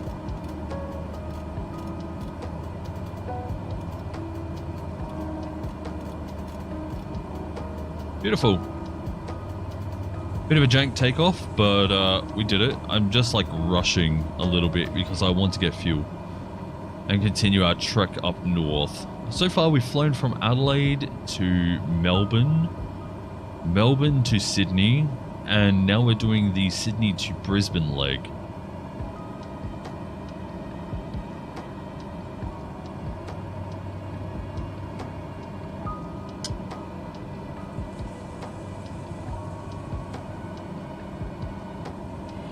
From Brisbane, we probably could go Brisbane straight to Darwin.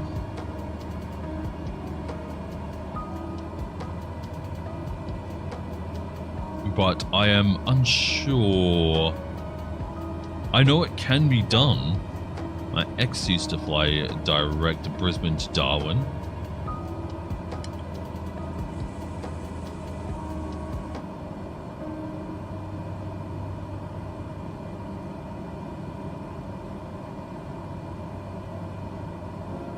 But I'm just unsure in what kind of plane they were flying.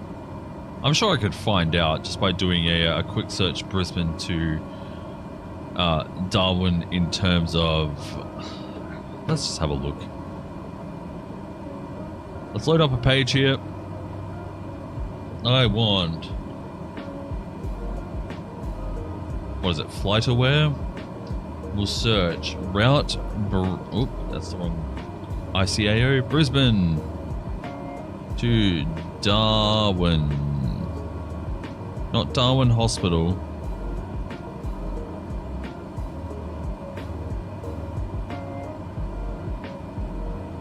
Darwin International search.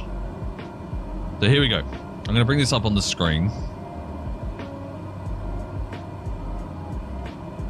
So from Brisbane to Darwin, they're flying Boeing 738s, A320s, and an E190. I don't even know what an E190 is.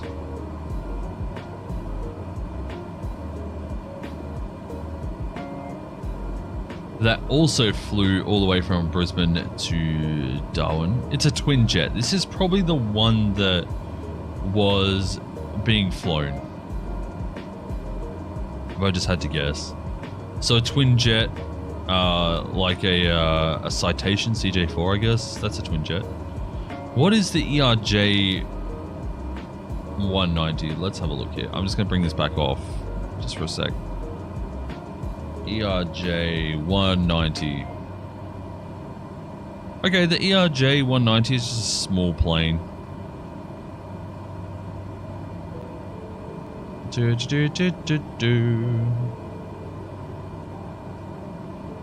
Can hold 2, 4, 6, 8, 10, 12, 14, 16, 18, 20, 2, 4, 6, 8, 30, 2, 4, 6, 8, 40, 44 passengers.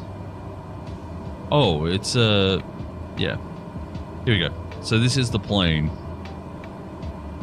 I couldn't tell you what they were flying. I don't know, but this is 44 passengers. Or 46 all the way through. Hey, Bird Jam, how you doing, mate? I'm doing all right. Good to hear, man.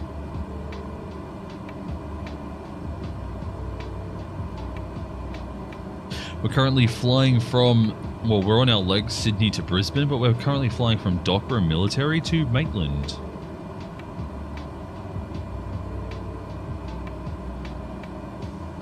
And so we've already gone quite a bit north of Sydney. And just chilling. I noticed just before, after I said,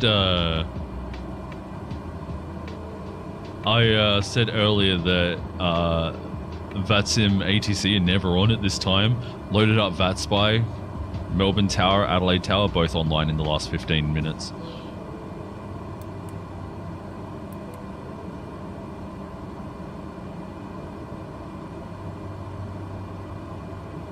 I'm so annoyed.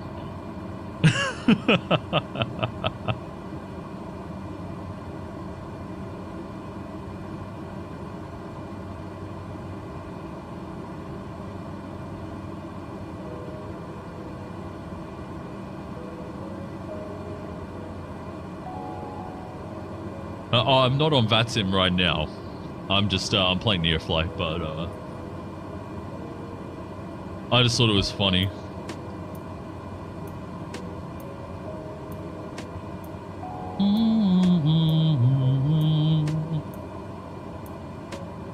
And since last night, I'm feeling a lot better now too. Last night I had a feeling like as if I'd eaten like a ton of oily food. And like, while I'm not opposed to oily food, it was just, yeah, I felt really, really gross. You can do VFR on the network. I know. I don't actually know how to call for VFR. I could do all the... Oh, well, I could do the majority of the IFR pretty well. I don't know how to call for VFR.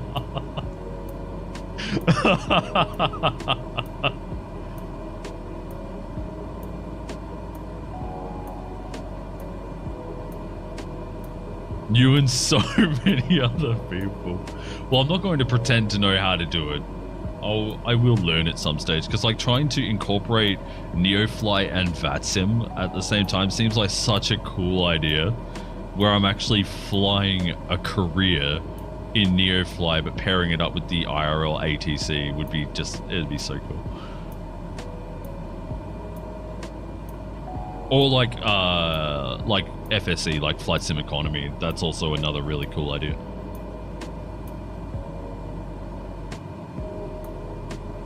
Alright, runway is in sight. Let's drop a notch of flaps.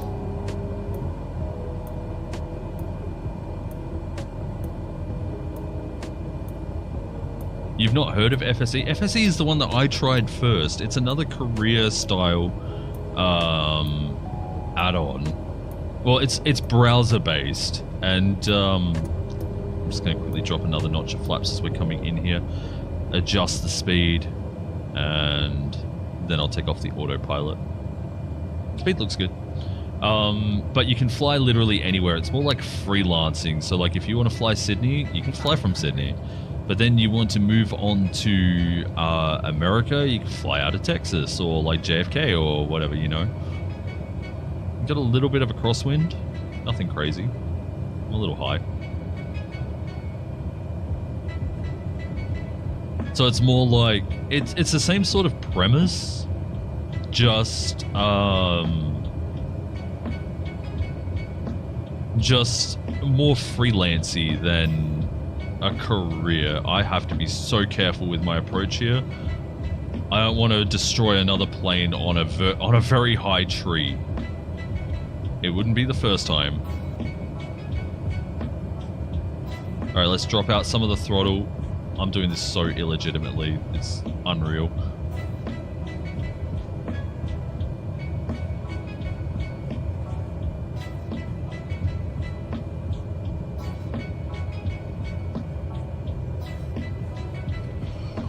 That's pretty close to the center line, pilot. Nice That's job. a lie. Taxi to parking, please.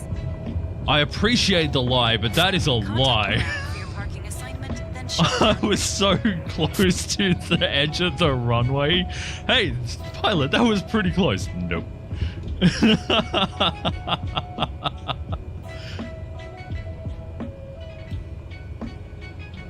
Oh my god. I mean, it was a pretty nice landing though. I'm gonna say probably over 50 feet, but less than 100.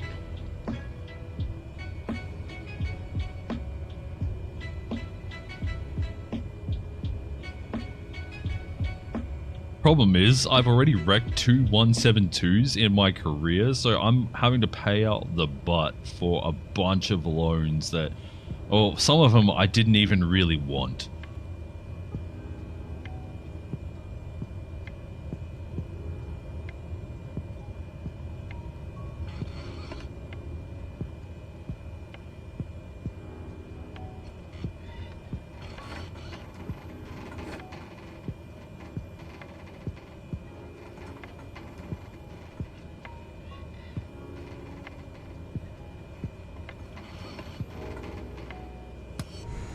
Alright.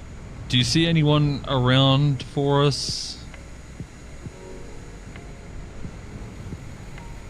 Let me get out the drone. And we'll just have a quick look around. Maitland traffic, Cessna 821, Charlie, clear of the runway.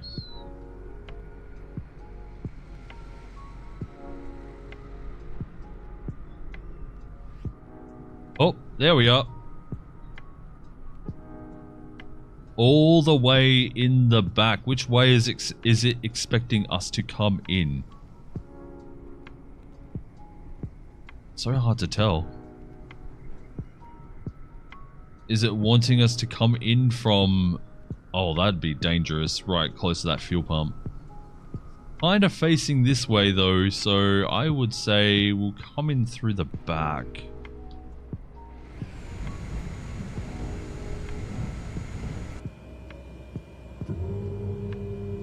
Right, lights. Turn off landing light, turn off the strobe light, and let's begin our taxi. Flaps are also up.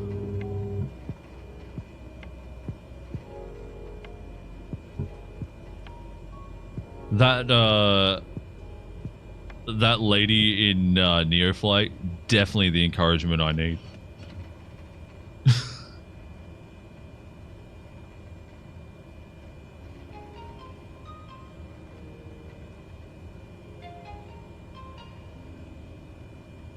Alright, we're going to get a little bit illegitimate here because I don't want to get that close to the building. So I'm just going to cut across the grass.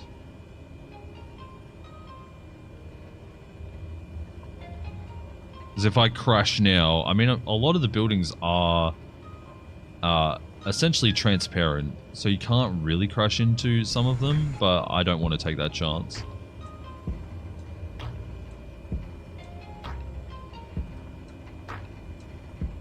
And also, by the way, everyone, Verb Jim is the one that helped me out on the ATC the other day.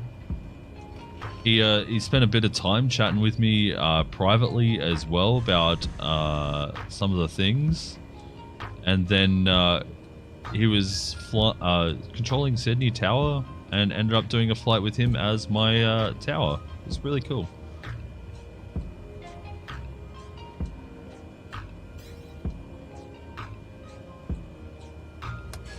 Perfect.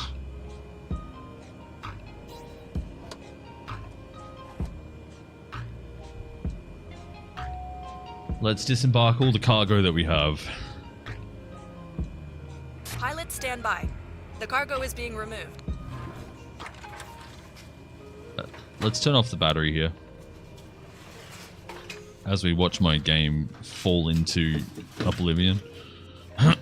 Excuse me. I'll also turn off the fuel pumps just for a sec. Right, while they are unloading, let's go over some of the information about this flight. We got the payload realism bonus. We took off at 11:48 and landed at 12:02, so a 12-minute flight, roughly. Sorry, 14-minute flight. The landing speed was 107. So I said above 50, but not above Cargo 100. unloaded and checked. So I was a little off there, but I was so close. If I could land at 107 feet per minute in the A320, I'd be happy. Let's get out of here.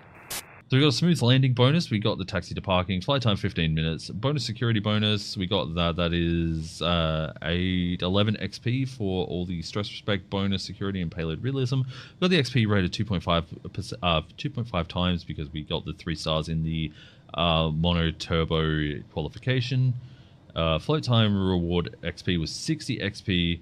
We spent just about $1,050 in airport fees and rented aircraft fees, and we made $11,000. So we essentially negated this $1,300 and made about $10,000 net. Really cool. Oh my god, the 172 is so much better. I know, right, Keller? Once you move off the initial starting planes, no matter which one you pick, although one of my favorites is the VL3. But once you get off of your starting plane into something that even has a basic autopilot, oh my lord, the game gets so much easier. Plus, you can also travel more distance. You can get up, use the bathroom, whatever, and yeah.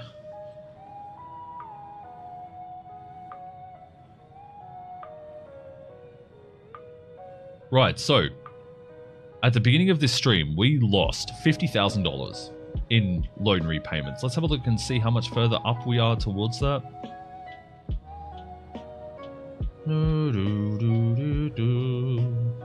So we had 168,000. Sorry, we had 179,000 when I loaded up NEOFLY. Then 2 loan repayments came out, dropping us to 123,000 roughly. Well, yeah, after fuel. So we've made back nearly the amount of money. I'm going to have to start playing this a lot more. Oh my lord, excuse me. Just going to have a quick drink. Sorry.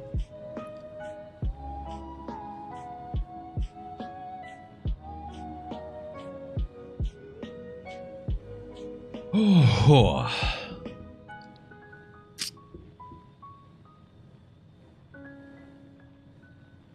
So we could pay off our $100,000 debt, but we have a week to pay it off from now. Obviously, I forgot to pay them off because I don't really play NEOFLY a whole lot. And plus, with me complaining about my back and everything recently, excuse me, I just totally forgot. And then listening in on Milk Run Monday last night was also pretty cool, and just forgot to actually play. So we have made nearly all the money back. How long have we been live for? A little bit, about 2 hours.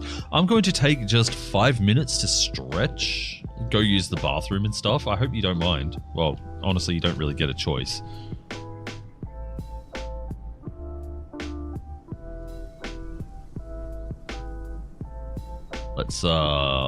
Let's get a cool view of the plane over here.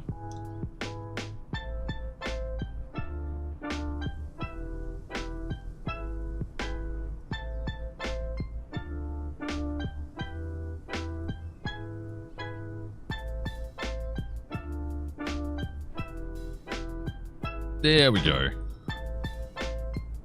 So we get this cool view of the plane while I go, don't pee yourself. Please. I haven't since at least yesterday.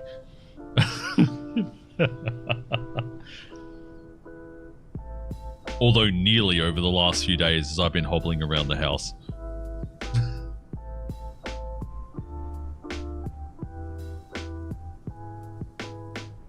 I got to go put the kids to bed and get ready for tomorrow. I'll see you next time. Alright, Caleb. Thanks so much for stopping by. I appreciate it. Good luck with your flight journeys on the 172 as well. If you have any questions and you check out the Discord and join it, feel free to message me if you have any questions and I can do my best to try and answer them. Of course, there are a bunch of other flight nuts in there too that can help out, so... Alright, I will be back in 2 to 5 minutes. Thanks for sticking around. I appreciate you guys. Won't be too long.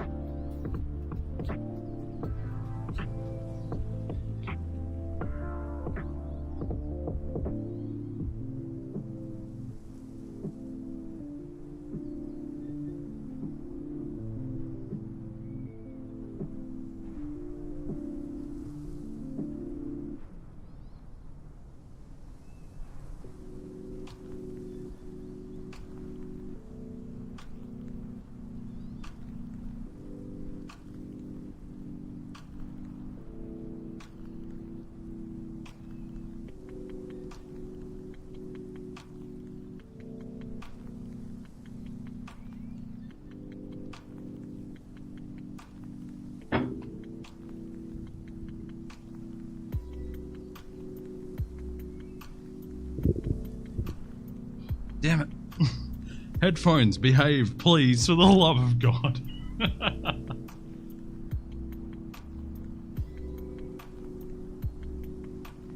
Alright, hello, I am back. Excuse me. Thank you for waiting. I appreciate that. I reheated some of last night's dinner as well since I'm getting a little hungry. And didn't have breakfast, so if I took a little longer, that is why.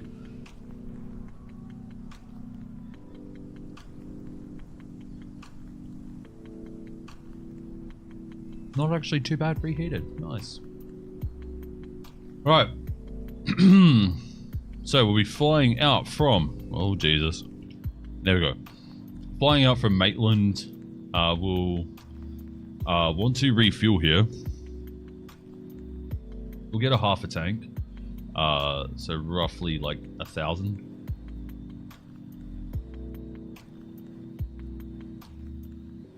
As we check here, you can see we're now roughly half a tank. And now we can start taking on another job. We'll want to try and go north if possible. However, it does look like there are no jobs to the north.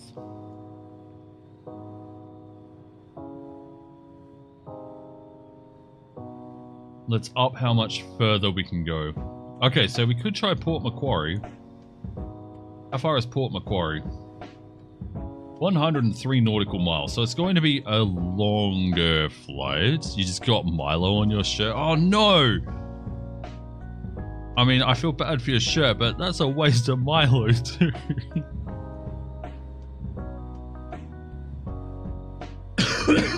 Excuse me. Sorry, I choked lightly as I was upstairs.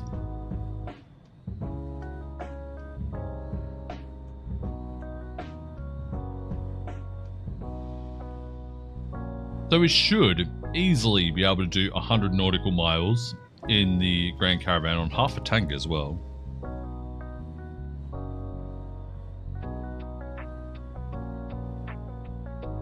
Audi Oxywash gets it out. I mean, that stuff is like magic. Also, shouldn't you be working? No idea.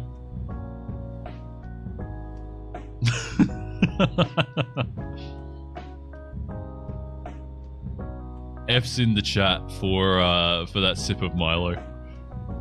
He's at lunch. Oh, okay, cool.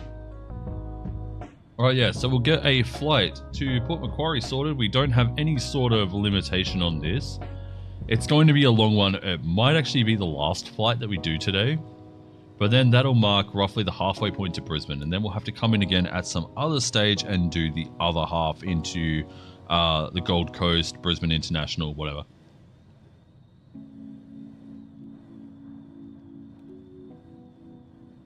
But like I said, don't expect to be hanging around Brisbane for too long. I'm not really expecting to stick around there for too long. Transporter from dispatch. The passengers for the concert are waiting for you at the boarding parking. Captain, we have opened the gates for boarding. The passengers are on their way.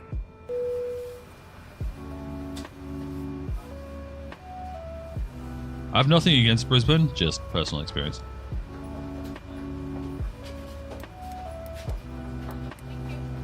Right, let's clear out this flight plan. We will take off runway 05, excuse me, and make our way up to Port Macquarie.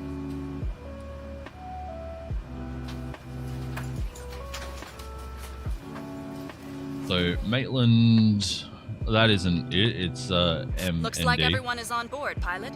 Let's get out of here. We will take off runway 05. Pretty sure that we'll have a headwind that way as well. And then the destination will be Port Macquarie.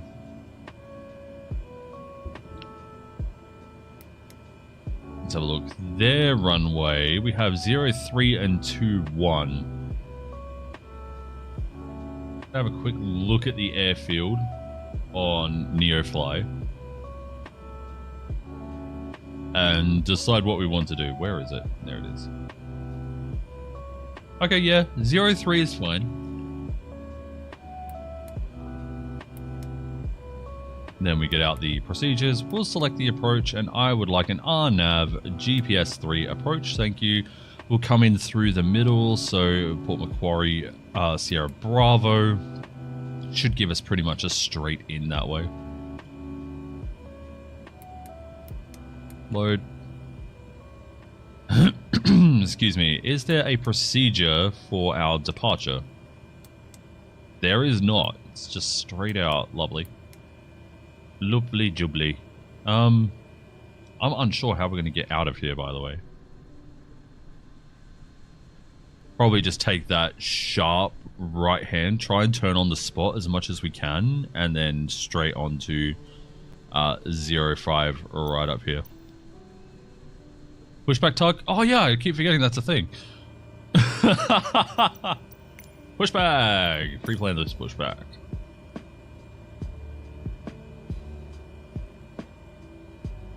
I'm going to do something really illegitimate. Well, not super illegitimate, but we will just get him to turn us around a little bit. Full reverses, forget that. I don't think this plane actually has much reverse thrust on it, so that's out. Then on the fuel. My propellers are already spinning for some reason. Let's get the fuel boost on.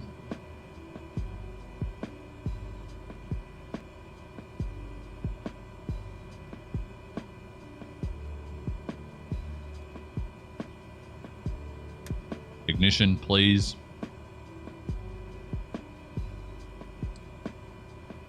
Come on, where is the... Oh, these are all on idle, that's why. You're good to go. Contact the tower for clearance.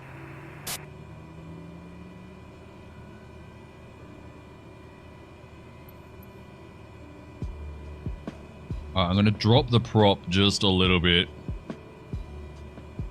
We'll set that to that, set that to normal, set this... Wait. Yeah, no, I was right. Excuse me. Let's request a pushback. From watching you, I found that pushback and it's so great. I know, right? It's a lifesaver. I saw it randomly on a YouTube video one day and I'm like, I want that. So I did some research, found it, and using it. Wait for them to be connected. Like they're good.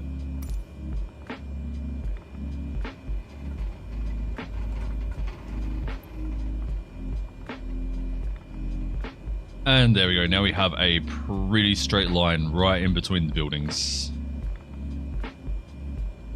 Yeah, I keep forgetting the pushback tug is a thing in anything that isn't a jet.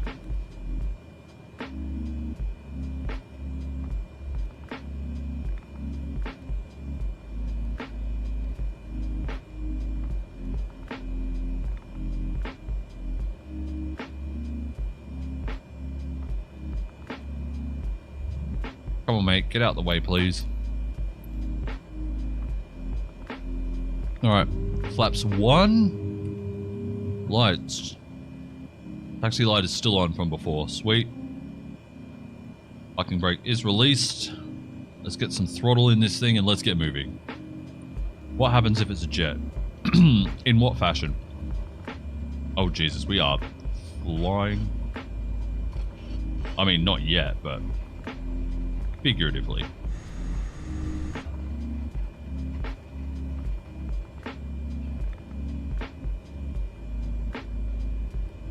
Oh, the pushback tug? Oh, the pushback tug is just way more obvious in a jet. Because it's like the size of this plane.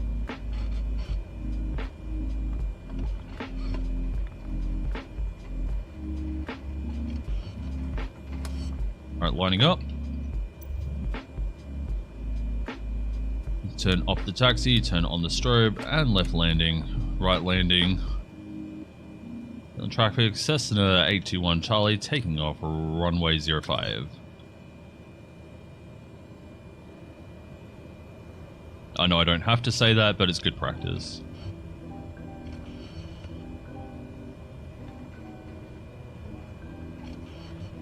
Also, I don't know if you guys get bugs like this, but where the ground becomes dirt instead of tarmac. Not sure how many of you people actually get that, but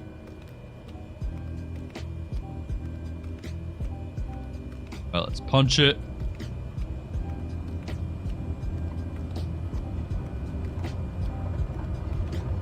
Didn't set up my altitude properly again. Do that in flight. Up we go. Have a great flight. It's a beautiful time to fly. Oh, my trim is still hella down. Let me set that to something. That's something that I didn't do on my check.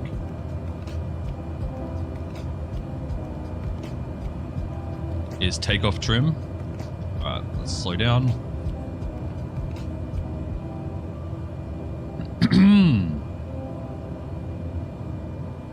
Set up. Nav is on. We get a vertical speed of 800 feet. That's pretty good.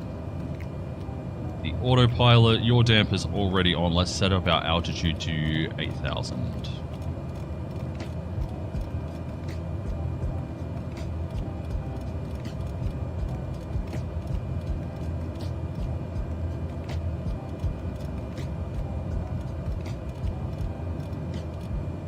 Alright, I'll see you later.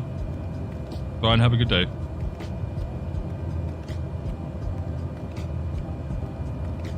Let's set that vertical speed to be a little more vertical as I take a bite of some food.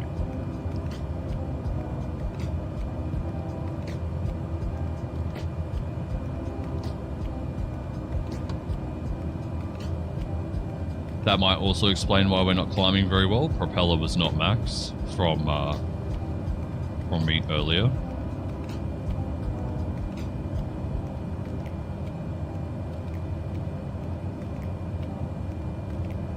Yeah, so this will probably be our last flight today, being the halfway point to Brisbane, and we'll probably come back within the next few days.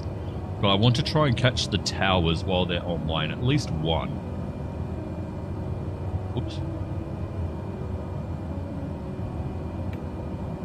I know I could ask Verb Jim there if he wants to, if he would like to do a tower, but I'm not going to, like, rely on him either.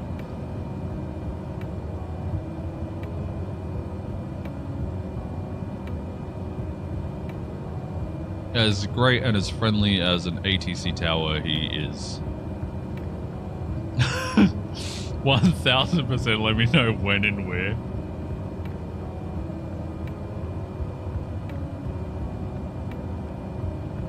See, like I said before, really super nice. So obviously we're just flying direct everywhere today. You wouldn't normally do this, you'd follow probably airways. Maybe not in... Oh, at 8,000, that's like lower IFR, right?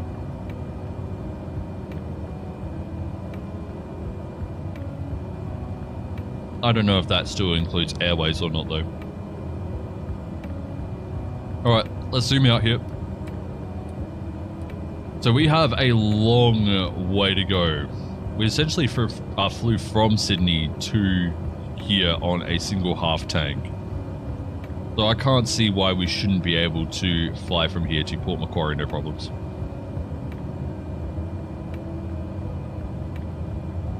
You could totally do direct below 10,000. Uh-oh. Why are we losing speed? We have a tailwind. I might be climbing slightly too high. Usually I found that the limit in the 2A Caravan is 800 feet. Excuse me.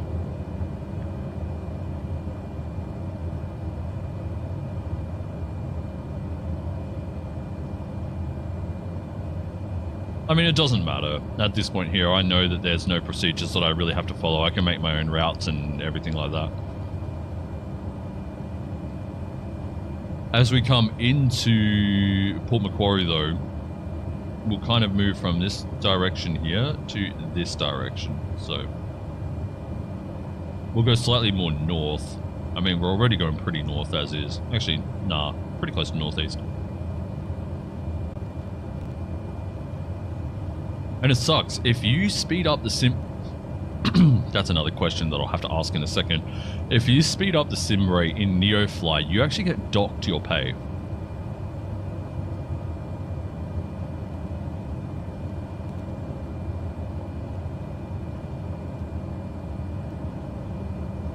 So if you have a long flight, you kind of just have to strap in. Because even if you do 1.5 times or 2 times, whatever the next one is, you end up costing yourself a bit of money there. I still have flaps. No wonder I'm not climbing very well. That's something that I need like a co-pilot for. Post takeoff jets.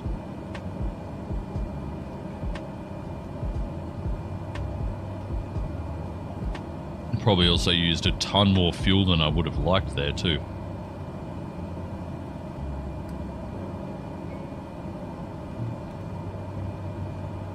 Because of the amount of drag on the flaps. So good at this game. It's easy to remember on the bigger jets because it's like gear up, flaps up.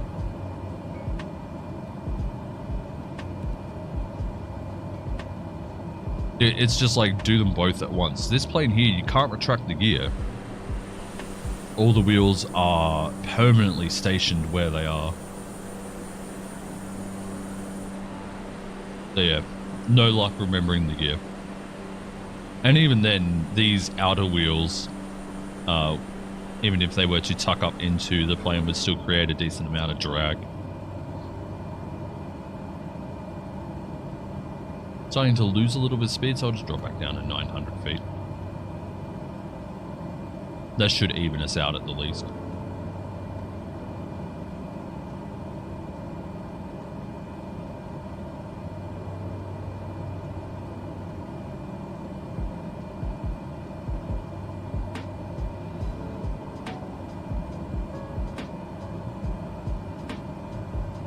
As I'm just sitting here vibing out to the music.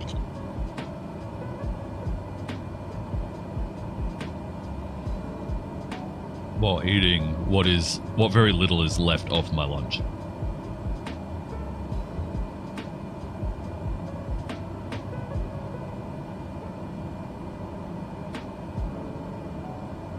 That was good. Alright, so we have roughly, I'd say about 60 nautical miles until top of descent. We're moving along quite fast. We've got roughly half an hour until... I'd say about 25 minutes until our top of descent.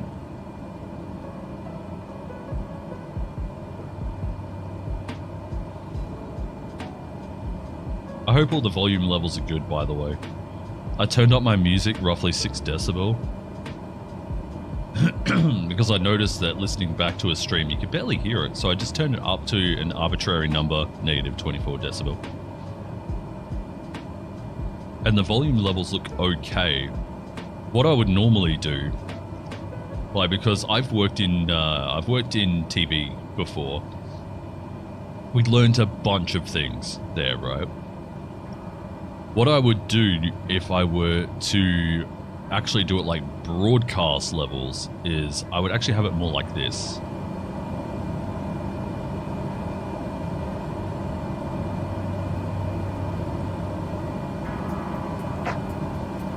Please wait while I wait for the beat to drop. If a beat could drop in lo-fi.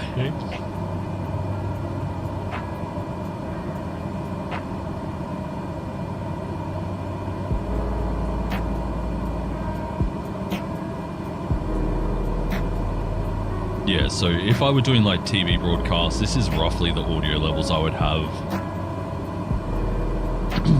So everything is like really loud. And then I put like limiters on it to make sure that it doesn't go above a certain volume. But right now it's pretty hard limited itself. That sounds great. Oh my god, that voice crack. I'm glad Flying Junkie isn't around to hear that. He was giving himself crap about a voice crack the other day. Like, it still happens to everyone, even me. Well, if you think it sounds great, I could just lock them in there.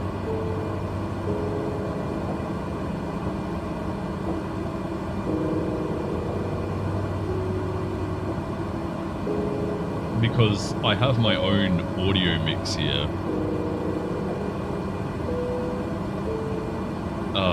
If I show it here, making sure it doesn't show any like personal info. No, that's good. Yeah. Here we go. So I do have my own personal mix here.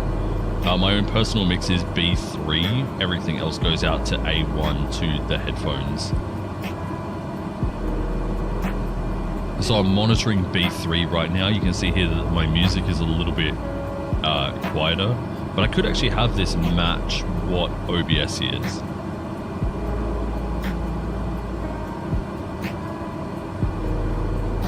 So you have the microphone track here with a little bit of bass boosting. It's a little bit of higher end and a tiny bit of bass boosting.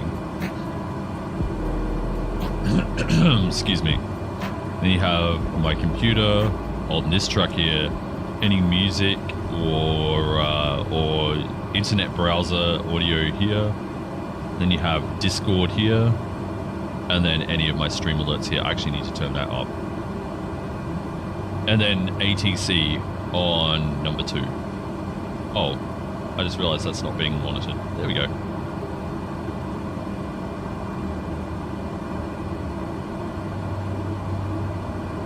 What program is that? This is Voice Meter. There are free versions available, but you can get it for, I think as little as about $10.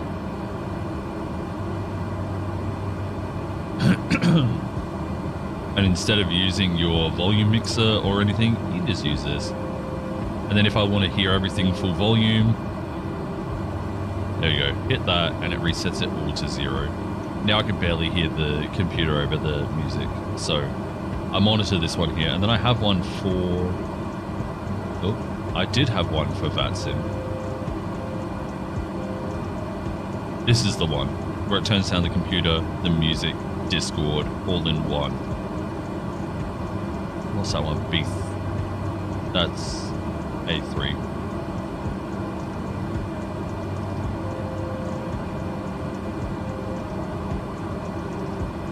So yeah, so you can have different mixes. Right now my music is quite quiet in my ears. But yeah, that's the program I use to mix all my audio into my headphones. I just helped fly and jump. Oh, look at that contrail! That's sick.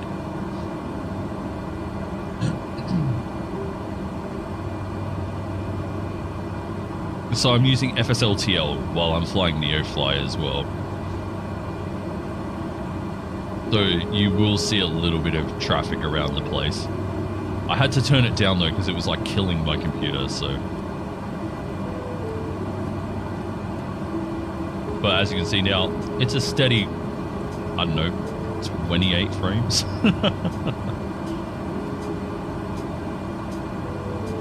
Oh, we killed a bit of time there. We're roughly now 40 nauticals.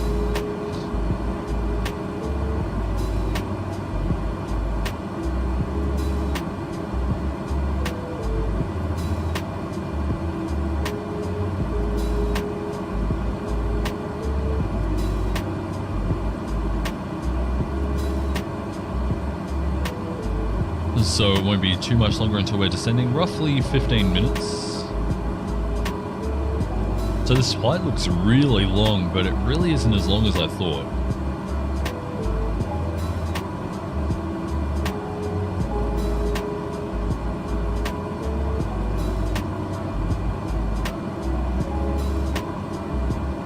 Yeah, there's a more basic version of Voice Meter called Voice Meter Banana. I believe it's 5 tracks input and a couple of virtual outs. I'd say if you're wanting to get right into it, then definitely just spring for potato. you could say that you're a fan of the program and get it much, much less than saying you're going to be using it commercially. Obviously, I'm not making any money off what I am doing, but I didn't say I was a fan either. I think I said I was an enthusiast or whatever it is. I'm gonna go have a look-see. Because I knew that I'd be using it for things like this.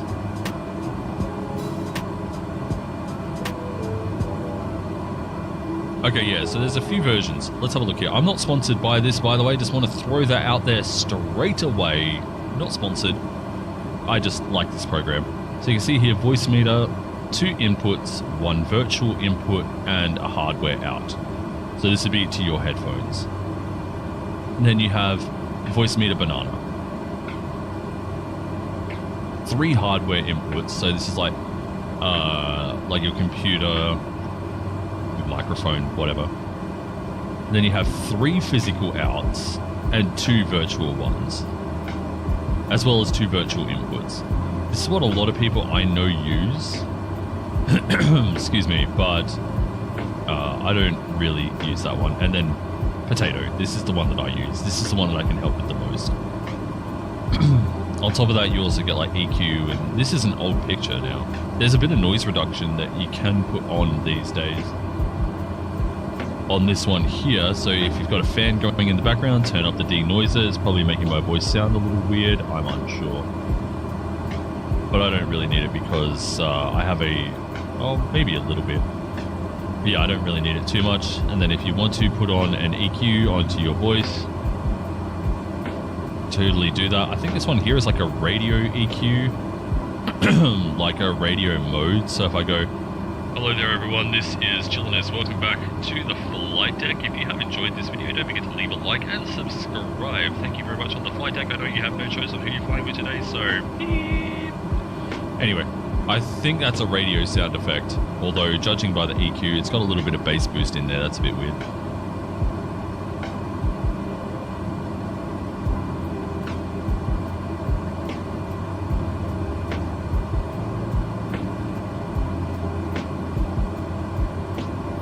I just saved that replay so I could take a listen to that too.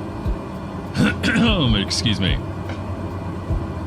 Yeah, really cool. Also, I've just seen that in the Discord you said that your YouTube was not letting you say hi. Hi. Even though you're here now. What? Oh. Damn it.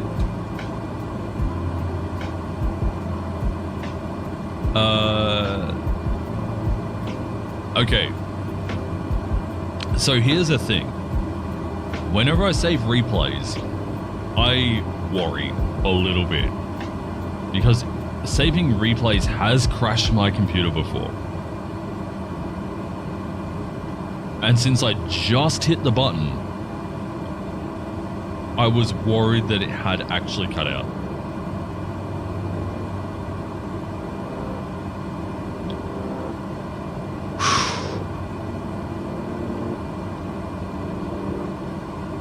You had to open Edge to watch and chat? Oh, that's gross. So much CPU usage on that. Or more resource usage, I should say, not just CPU.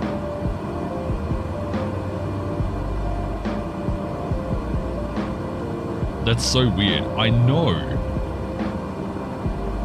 It's probably just because my computer's getting old. Like I said, I'd like to get a new computer. I'd like to get peripherals to actually play Flight Sim a little more realistically. But new computer is definitely up first.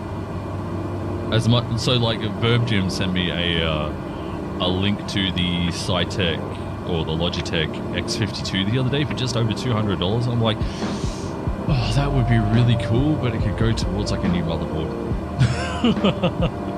Or RAM or something like that.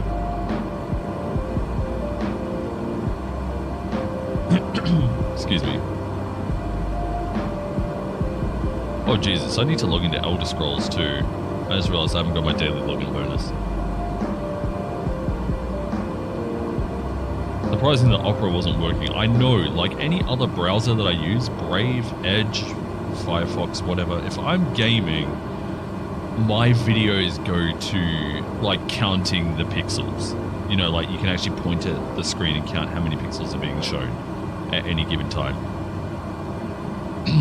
That's what happens when I'm gaming, and I like to listen to music or watch videos while I'm doing long flights, especially like this. So like a lot of the YouTube videos that you've seen me do, except for the VATSIM one, that one there I was focused more on the flying. But if you've watched any of the other videos, especially the NEOFLY videos, I will usually have a YouTube video going the whole time I'm doing that, and because I'm recording my audio onto 4 separate tracks, I've got my all-in-one, then I've got a computer, microphone, Discord, ATC, whatever.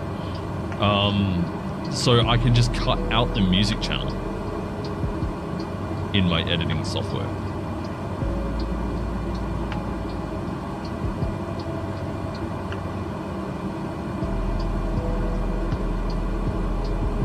So without, because, you know, it kind of like keeps me sane when it's like really quiet on long flights like this. That's why I kind of like streaming this, because especially when there's like people around, I can like chit chat and everything like that. That's like the way to do it.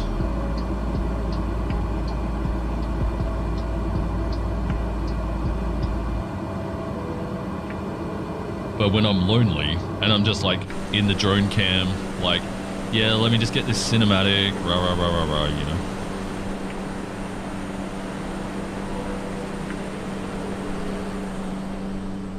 Which, by the way,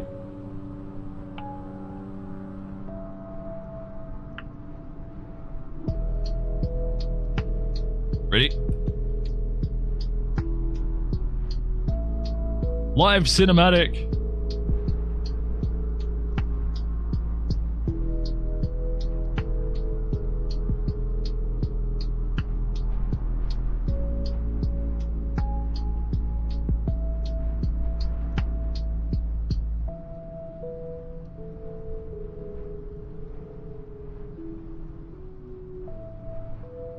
Anyway. Legendary angle. I think it could have been a bit closer, but yeah, it was pretty good. It was having a hard time distinguishing the plane from the clouds. That's why the focus kept going a bit strange. But yeah, I use Opera GX for all of my things as well. Again, not sponsored. Opera, if you want to sponsor me though, your browser is literally the only one that really works for me. So if you want to sponsor me to sing your good praises, I will happily. Alright, so if we have a look at Opera, you can see here, it's literally just, it's playing the stream, no problems over here. But like any other browser, no. I haven't even set any of the RAM saving settings or anything. This browser just works. And it works well.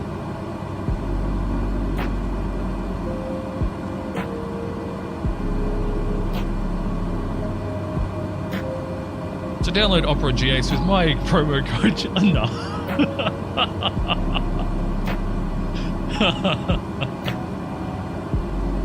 Imagine. Actually, there's a company that I'd like to sponsor me. That's Duracell. I've been using Duracell batteries for like 20 years. And have been talking about them on various videos and live streams for the last 11 years. Nearly. So they call me Duracell. Stream snipe. Is my code instead? No, bite me. It appears that is Port Macquarie in front of us. I think the airfield might be over here near the river a little more, or it's either down here or over here a little more. But I did notice in the flyover in NEOFLY. I'll actually load this up for you guys as well. Oh, that is the wrong button. There we go. If you look here, there's like the river that goes right alongside it. And the airfield points right into the Hastings River. Hastings! Yeah, so the river that's right in front of us, probably Lake Innes. Or or like Inns, I don't know how you pronounce it. And then Port Macquarie right up next to it. Someone get this man a Duracell contra. It's not happening. And you know what? I'm cool with that. I still believe in giving out the any sort of recognition to brands that I use. It'd be nice to get paid for that sort of thing, but obviously right now I'm not in a position for that. To them, I'm still a new content creator, even though I've been uploading videos on YouTube for multiple different types of things, whether it's guitar or video games or just blogging, since 2008, which makes me feel extremely old. Back when I got my first okay guitar. Actually, no, it was before I got my first good guitar, but not long after I got my first good guitar. I do a show and tell of those videos, but they show my face, and I don't really want to show my face.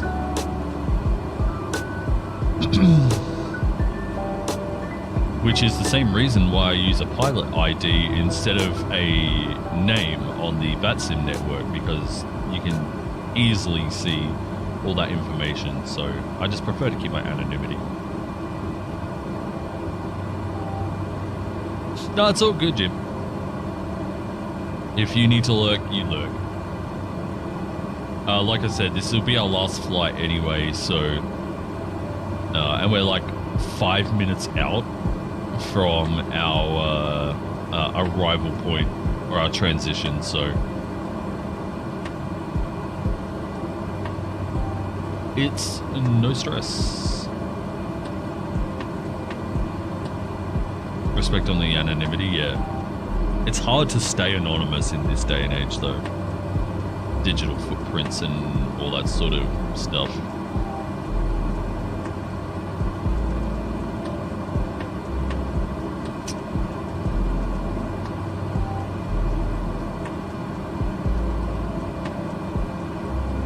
Alright, we're getting very close to our top of descent. Let's just zoom in that map just a little more. There we go. Do we have a VNav on this? Don't appear to. So we'll select the altitude to roughly 2,000. Jeez. Go on. Down, down, down, down, down, down, down. And... oh. Okay, never mind.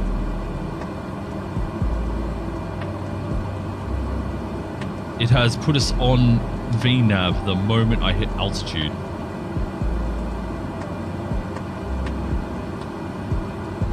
So that's pretty cool. So we're coming in the Sierra Bravo. Excuse me. And I just decided, since we're essentially flying runway 5 to runway 3. It's going to be pretty much straight in. There's no need to curve off to a side for like for Alpha or Charlie. It'd just be best to come in on the Bravo. And for those of you wondering what that is, there'd be like, so you see, Port Macquarie, Sierra Bravo up here. Alpha would be somewhere out here, and Charlie would be somewhere out here. Oh, there's Alpha right there. So I got that around the wrong way. So Charlie would be up here. So you just essentially fly in, and then like that. So it just made sense to go straight in. All right, let's see if we can land this one a little smoother, shall we? I'm not super hopeful. We're going to have a... what is it now? It's a light tailwind to 2-0. And we are landing... hang on, wait.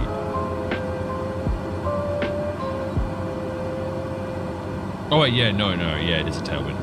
Let's say from 2-0, but I'm like, what? No, we're heading to 0-3, and then I realize it's a tailwind. It's coming from behind us. I still get confused a little bit by these things, but obviously it's to be expected. As you can see here on the MFD, we do take a very slight turn counterclockwise for our approach, but 05 to 03 is pretty much nothing. There's Charlie all the way out there, so if we were to fly to Charlie, we would have flown up to that and then straight east. I think I made the right choice coming in on Bravo.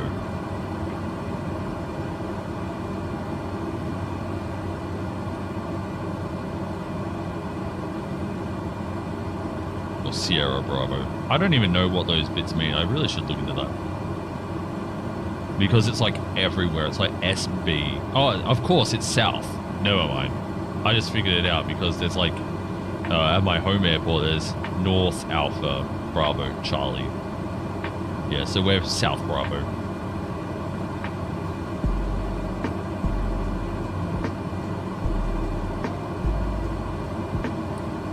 When things just click and you hear my brain go.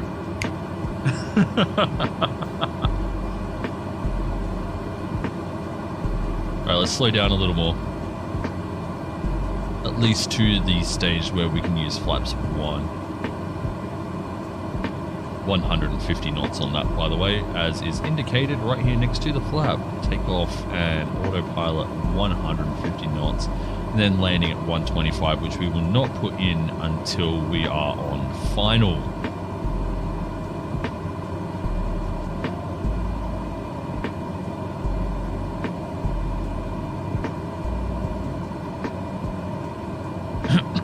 Excuse me, sorry. I wonder if we can put in the approach mode now. Doesn't appear to be. Oh, there we go.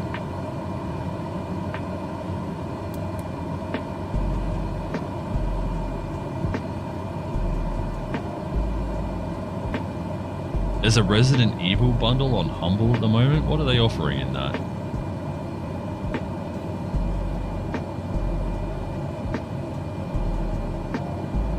Also, I believe this is my first time ever flying into Port Macquarie. I know that I've flown into Maitland before. Me and my dad used to fly together, and we flew from Sydney to Maitland.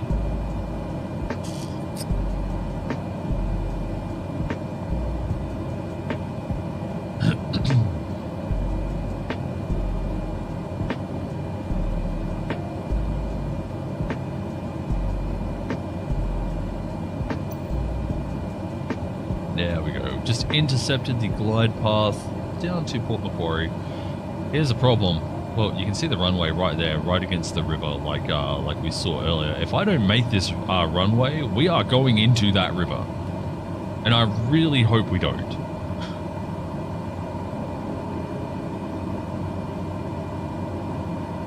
If we go into that river, I lose the Grand Caravan. And I don't have enough money to rent another one.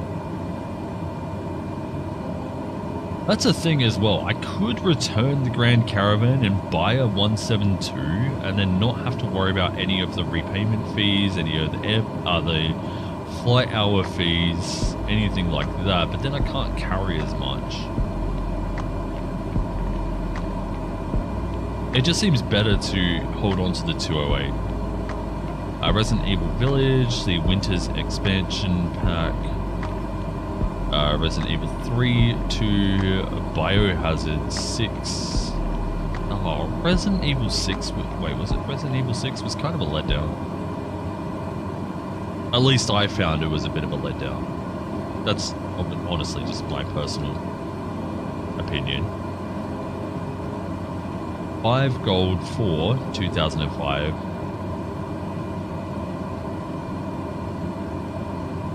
Wow, that's a lot of Resident Evil right there. Sucks I don't play it as much as I used to, otherwise I'd be like, that'd be good value, but...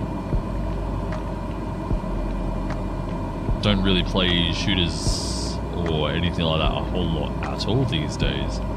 That being said, I came up with the idea, since this is a simulation channel, can we get like Armor onto the channel? Armor being an army simulator.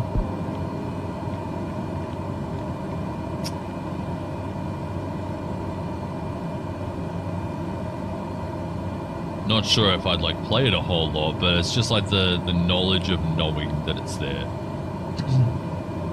Obviously it's my channel, I'm free to like do whatever I want on it, but I'd prefer to stick to simulation if I can. Or close to sim games. So like Planet Coaster would fall into that as well. Because it's a theme park. Well, I guess it's more like a management game. I guess management games could fall under Sims, right?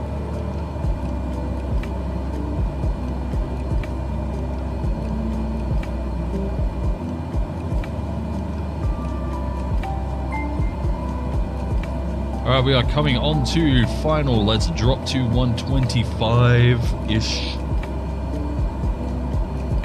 And then I will deploy flaps 2. You know you would watch armor. Honestly, armor kills my stream. Here's a problem that I've always had.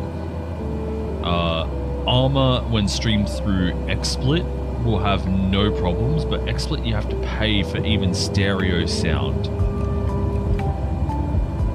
It's so dumb how much XSplit expects you to pay just to have a basic thing like streaming in stereo.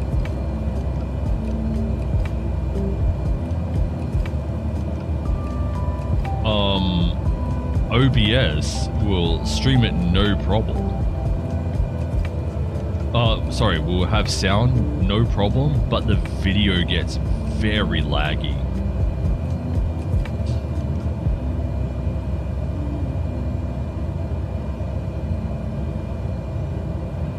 And I am unsure why. Alright, we're at pretty good speed. Disconnecting the autopilot.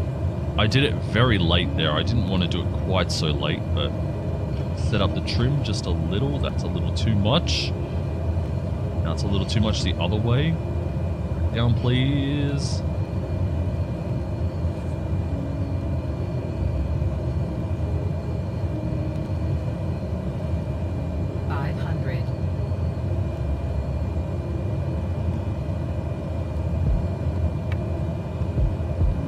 Nose wheels needs to come downwards slightly.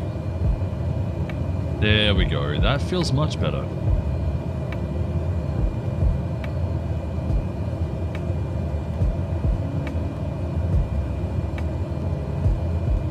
Some speed. Feels like we got a little bit of a crosswind.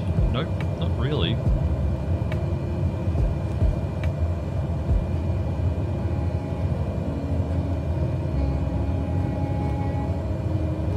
Gently and throttle out. Come on, land. We're literally floating all the way down. Land! Transporter, almost done. Go to the parking. Oh crap, we're gonna have to go around. Taxi to parking and shut down your engine. Have a great flight.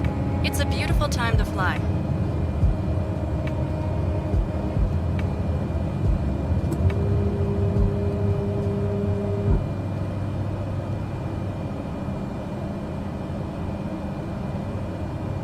I actually don't know what happened there. My throttle was really heavy, even though I was dropping it. I was still like 70%. So we made contact with the runway. I should have said that when I was mentioning to get down onto the ground, I really should have decided that that was a go around there. Because I knew that we wouldn't have enough time to land it.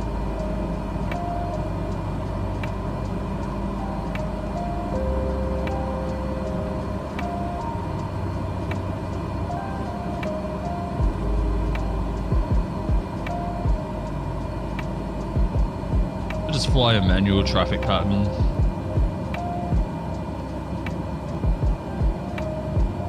And we will try again.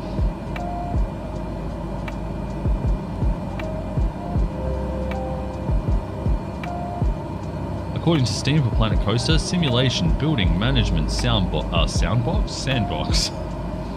Sounds good to me.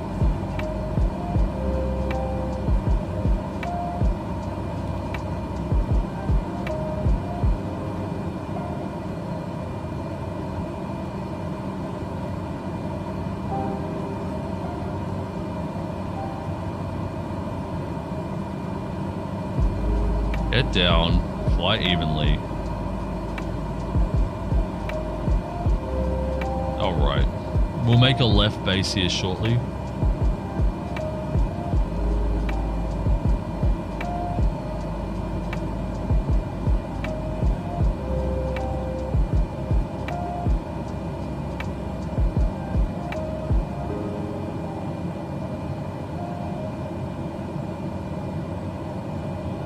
I think I might be a little too high if I were to start flicking it around right now. We'll wait until we're in line with the final.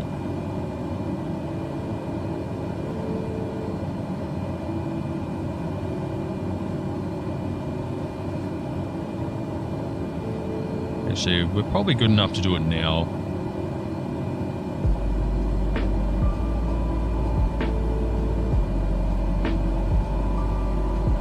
They're turning left base.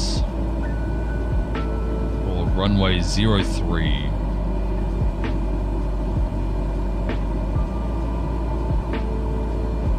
Yeah, I think we're still a little too high.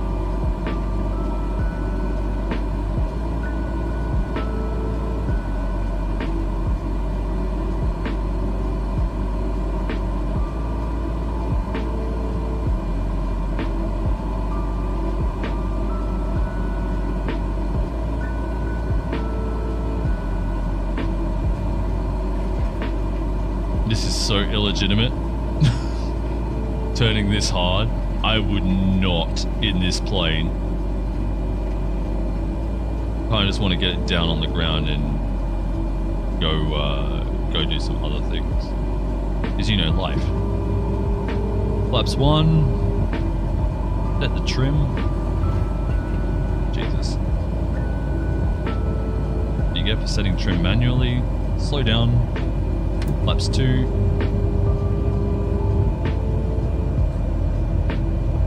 And again, we are up much too high. Again, would never do this on an actual flight. I would have gone another go around.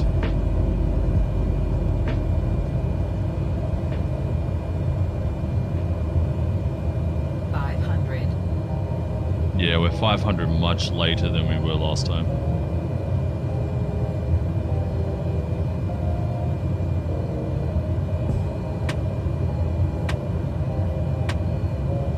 Alright, let's try this again. Landing runway 03, Port Macquarie. This is looking so much better.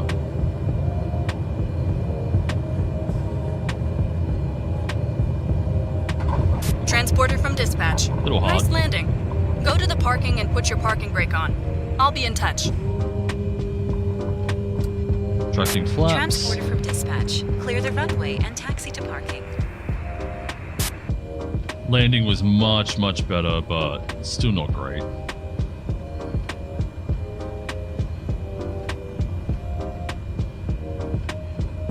Am I happy we went for the go around? Yeah. Am I happy about my approach? No. The first one, yeah. The second one, no.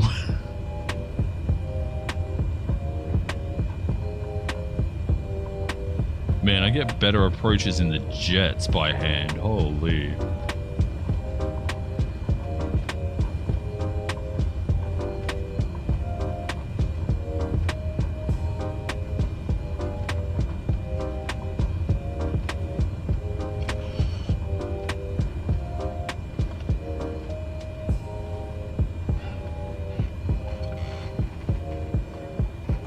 Can't take that approach as a passenger. Nope.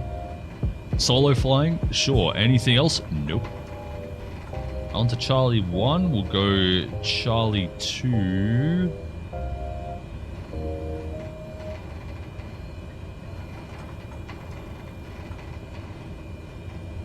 There's our ground crew waiting for us.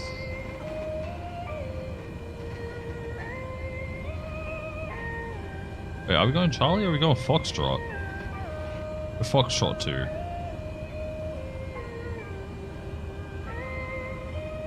Looks like it does want us to go full way round.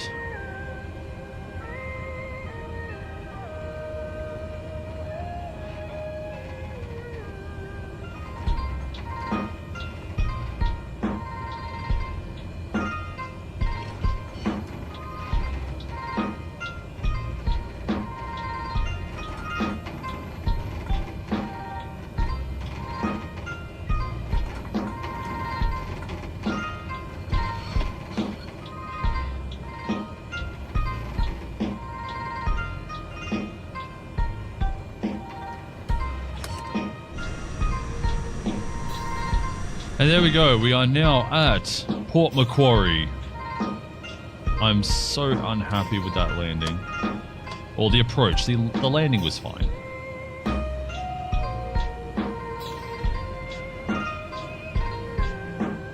Or fine enough. Transporter, you can open the doors and begin the disembarkation.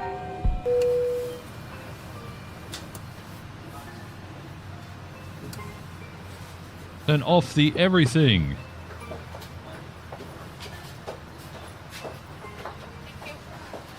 Plane is now idle at Port Macquarie. And as we are about to go into all the NEOFLY things, I just want to say thanks everyone so much for watching today. I've had a good time just chilling out. Oh, I see flying junkies. Transporter also from dispatch. Everyone is on the bus. Check that they haven't forgotten anything. Have a nice day. I mean, to me, I think the plane would be pretty empty. Yep, plane is spotless, like as You can if they start were... your engine now. Nah. Like as if they were never on here.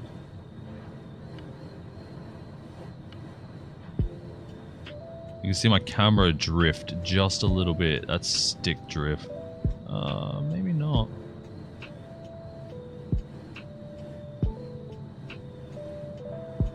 I am moving though. Right, did they leave anything here on the floor?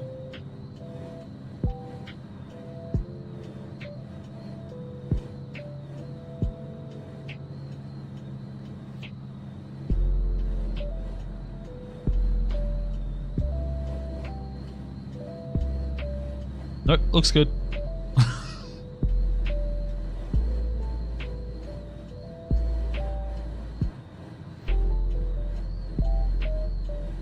Oh, I'm happy that we are here. We are halfway to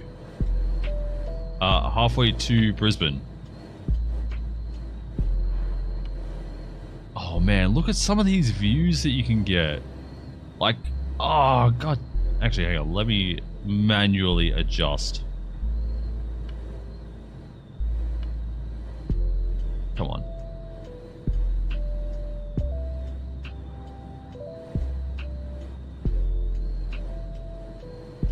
This should be adjusting the field of view. Let me bring up the camera menu here. Drone focus. Nope. Yeah, it's like stuck on max. Let me just bring that down manually.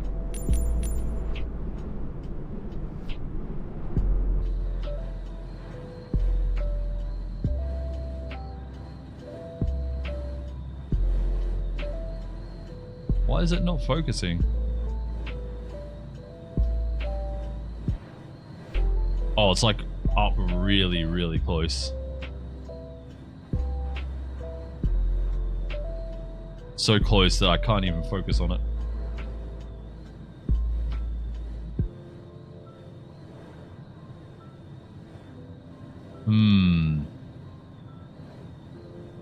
Well, that there is still a really sick shot. So, I will leave on this. Thank you very much everyone for joining me. If you haven't already, be sure to like this live stream and subscribe to the channel. It won't be the last time I do live streams, and there are videos coming out somewhat soon. I've just been waiting for VATSIM towers to get online. Obviously, I don't want to bug Jim too much, but I might have to start actually bugging him. So...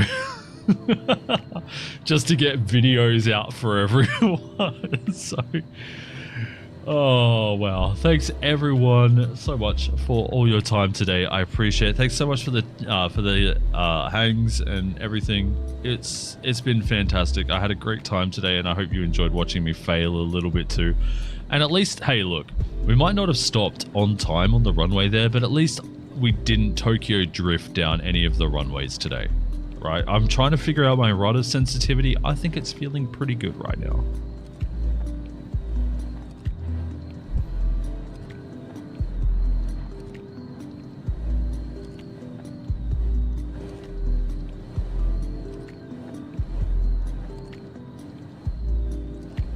Oh my god.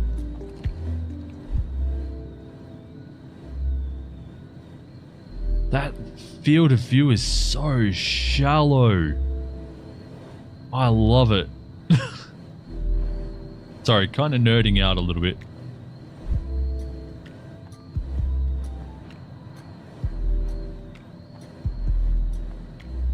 Anyway, everyone, take care of yourselves. I hope to see you around sometime very soon. And if not, please be sure to take care of yourselves. See you around another time. Ciao, everyone.